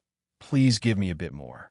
As for what you said, we'll discuss it later. Gu Qingshan was overjoyed and immediately took the bottle of liquor out. The bottle of liquor and the black flame disappeared without a trace. He left. Seems like he's a bit unreliable. Fine, from the fact that he drank liquor, it seems like all entities under the law of death are on good terms with me. Gu Qingshan silently thought. At another location, Reneedle had returned to the camp. Atli, Epta, and Scarlet were all a bit embarrassed. In the previous battle, they were forced into a mess by a single sword, unable to help Reneedle at all. If Reneedle hadn't absorbed Shroud's power at the very end, the situation might have turned out differently. Did you catch up to that swordsman? Shroud asked as he lay on the ground. I didn't, Reneedle replied. It's fine, since you've absorbed my power. You can summon a law behemoth whenever you want. That swordsman won't dare to come again, Shroud consoled her. Reneedle replied with a HM and sat down next to Shroud, but her gaze was focused on the other 3 young people. That person was clearly sent to kill them. Why aren't they dead yet? Atli, I have something to ask you, Reneedle said. What is it? Atli asked. When I lured the enemy away, everyone was resting on the road where the carriage was destroyed. Why did they suddenly move here? Reneedle asked. Atli told her the truth. After you left, a few people came to kill us, and then? Reneedle asked. Atli lowered his head and muttered. I'm not sure. You don't know? Reneedle asked in surprise. Epta continued. We fainted at the time. Reneedle turned to Scarlet. Scarlet nodded and agreed with Epta's words. After those people appeared, we somehow fainted. Reneedle controlled her emotions and asked further. And then? Who was the first to wake up? It was me, a voice resounded from afar. Everyone turned to look, only to see Gu Qingshan carrying a leopard on his shoulder and a colorful snake in his hand as he entered the camp. Gu Qingshan tossed the leopard and snake on the ground, then skillfully took out a set of cooking utensils and began to prepare dinner. He casually said, I was already here when I woke up. The others were still unconscious. Then Shroud also woke up. I was afraid that he would be worried, so I didn't tell him anything. Shroud nodded. Seeing that, Reneedle fell into thought. The 4 of them had the same story, and Shroud had also confirmed their story.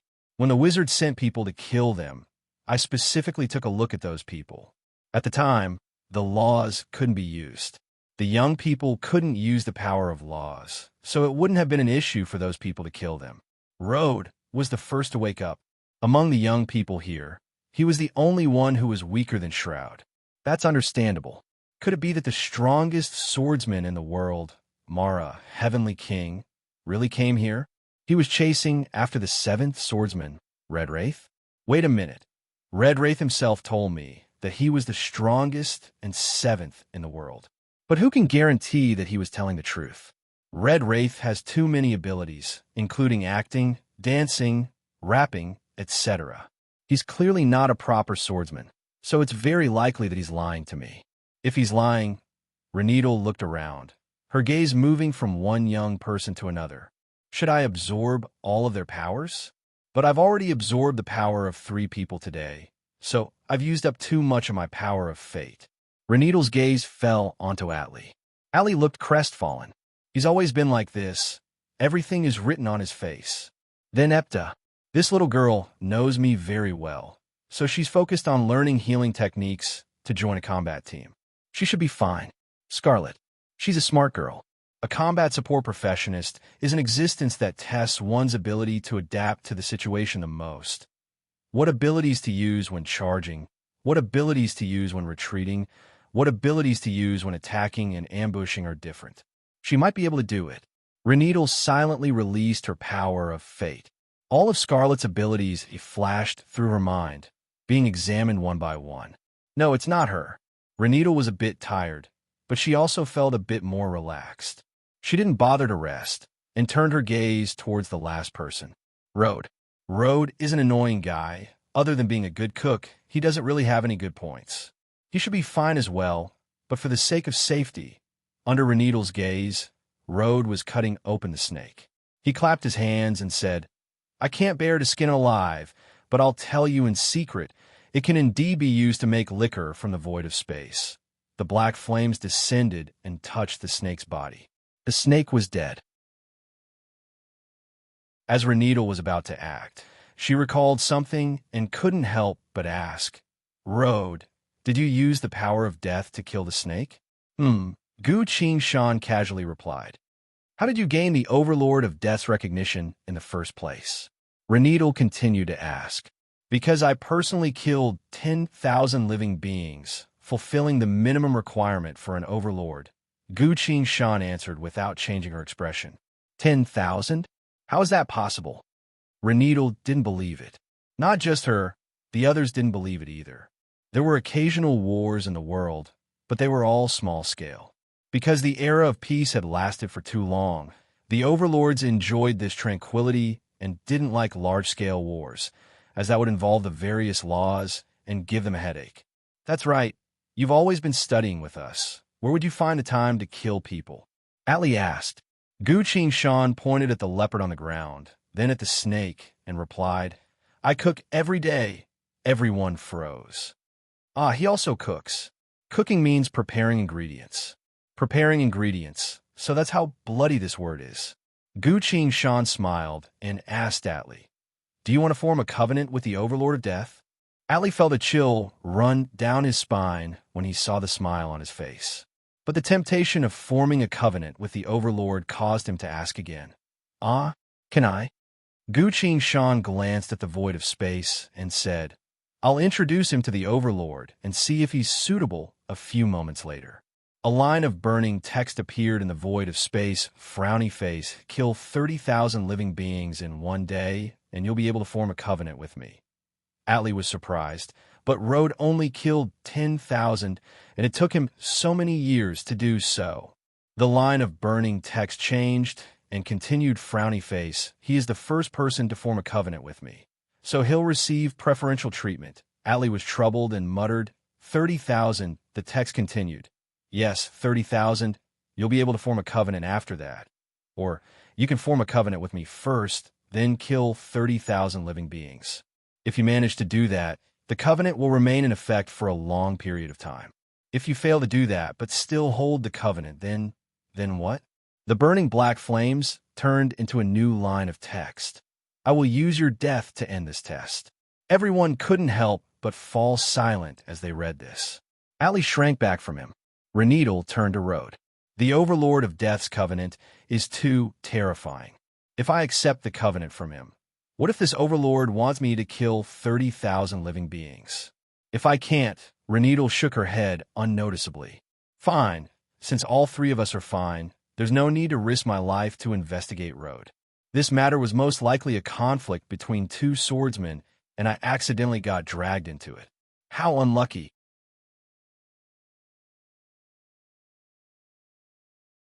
Chapter 15:20. Gu Qin was cooking.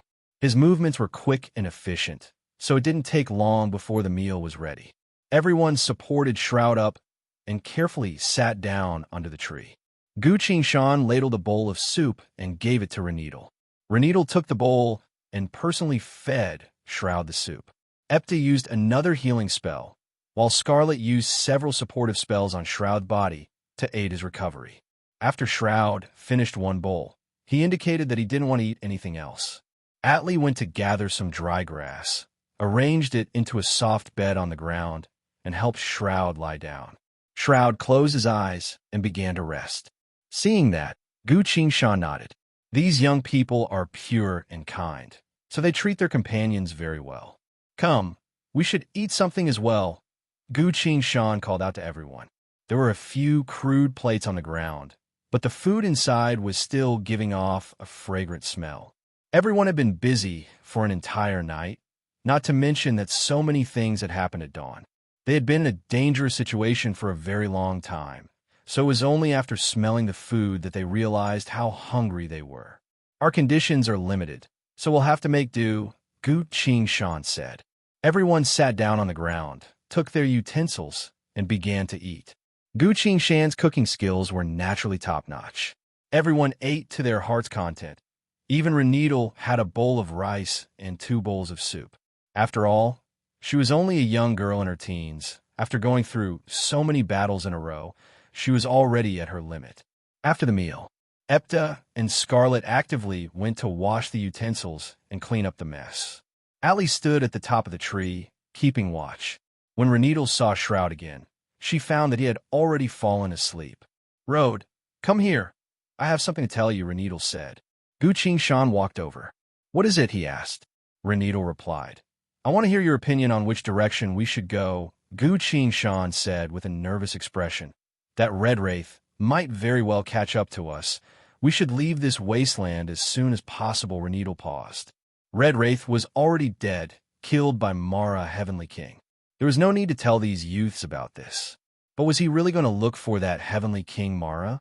Although Mara Heavenly King was stronger than Red Wraith, the laws of the world had already been restored, so Shroud would eventually surpass Mara Heavenly King and become the strongest. Then looking for Mara Heavenly King would be meaningless. Renedal pondered for a bit before replying. "I just want to check the traces in the wilderness. Red Wraith seems to have left this area." Gu Qingshan breathed a sigh of relief and said, "That's good. When you were hunting before, where did you kill people from?" Renedal asked. Gu Qingshan replied, "I'm not sure either. They seem to have been running for their lives, happened to run into me, and wanted to eat me. It seems like they haven't eaten for a long time." Renedal muttered, "Running. In other words, someone was chasing after them." "Indeed," Gu Qingshan confirmed. "Shroud still hasn't recovered, so we shouldn't get into any more trouble," Renedal said. "Let's avoid going in the same direction as them. That way, we might be able to avoid the trouble behind those people," Gu Qingshan said. He recalled the route those people took, then pointed towards the southwest direction and said, "This is the safest place. We'll head that way later." As soon as he said that, Gu Qingshan suddenly noticed that thin threads were emerging from his left arm and spreading in every direction. "All right. Once Shroud wakes up, we'll be on our way," Renedal said. Gu Qingshan nodded without changing her expression. Renedal turned around to take care of Shroud. Gu Qingshan stood still and silently sensed the meaning of these threads. "An encirclement, but I can't see it." He released his inner sight without hesitation and scanned the entire wilderness. He didn't discover anything. But Gu Qingshan sensed some sort of prying. The one who came was quite brilliant, able to hide from my inner sight's detection. "Forget it. I'm Road right now, so I won't be able to notice such a thing. I can't expose myself." With that in mind, Gu Qingshan went to clean up the table with Epta and Scarlet. After finishing these things, everyone sat under the tree and began to take a nap. The World Valley had been destroyed, and after days of continuous fighting, everyone was both mentally and physically exhausted.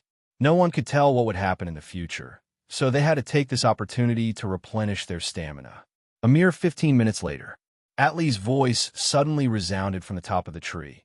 "Be careful, everyone. I can sense something amiss." Renedal opened her eyes tiredly, flew up to the top of the tree, and asked, "What's the situation?"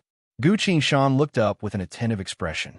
His inner sight still couldn't sense anything, but Atli could. On top of the tree, Atli hesitantly said, "I can sense something amiss with the wind around us. They're coming and going at random." Renedal sensed her surroundings, then turned to Atli. Her expression was a bit strange. "Why don't I sense anything amiss with the wind?" Renedal asked. Atli opened his mouth, not knowing what to say. Below the tree, Gu Qingshan smiled.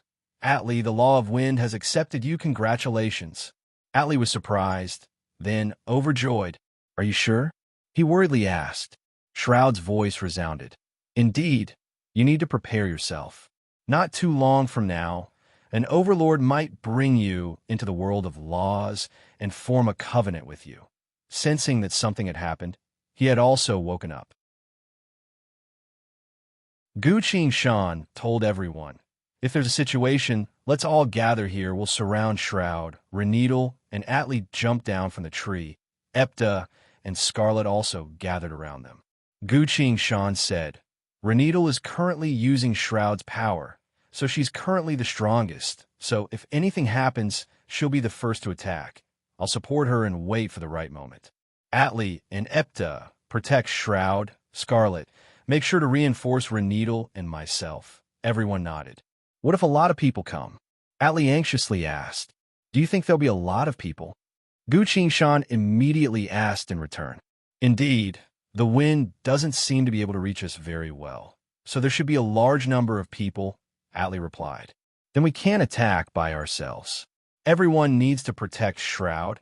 As soon as a battle breaks out, Reneedle and I will open a path. They should be coming from the north, so we'll break through from the south, Guqing Shan said. Everyone nodded again. Reneedle suddenly realized something and glanced at Guqing Shan. Road. He had arranged everything for everyone in an extremely short amount of time, and none of them even realized that they were following his arrangements. The law of death has never favored living beings, but he was chosen by the Overlord, so there must be a reason behind it. While Reneedle was thinking, Rhodes' expression suddenly turned serious and gestured for everyone to stay alert. Everyone shivered. The air around them became silent, the atmosphere gradually becoming oppressive. Although they couldn't see anything, everyone could sense that something was amiss. Patches of grass were scattered all over the ground, as if someone was stepping on them. There seemed to be a group of invisible things passing by the teenagers' temporary campsite. Don't say anything. Their target doesn't seem to be us, Guqing Shan muttered. Everyone remained silent. After a while, those entities seemed to be about to completely leave the camp. Suddenly, a voice called out, Boss, that chick over there really isn't a bad choice. Should we bring her with us? Another voice asked, Which one? That chick in white. Guqing Shan suddenly felt tense. Reneedle was wearing a white dress. She was the most beautiful woman in the world. Even the Grand Elder of the World Valley couldn't resist her charm. Don't act. Let's wait and see, Guqing Shan quickly said. The group was filled with fear as they silently watched those invisible figures move forward. After a few moments, the voice called out again. She really is, but we can't bring her with us without waiting for the group to calm down. The voice continued. Capture her, we'll throw her away in the afternoon. Yes, boss, another voice answered immediately. This time, the group couldn't hold themselves back anymore. So you want to die? Reneedle coldly scoffed. Her body gave off a faint glow, ready to summon a law behemoth at any moment. Someone exclaimed in shock. Someone said, That's someone from the World Valley. The voice that gave the order from before suddenly raised its voice and shouted, There are still survivors of the World Valley. Everyone, capture them. You're tuning in to the Warrior Lore YouTube channel. Don't forget to subscribe and join us on this journey to catch the most captivating stories.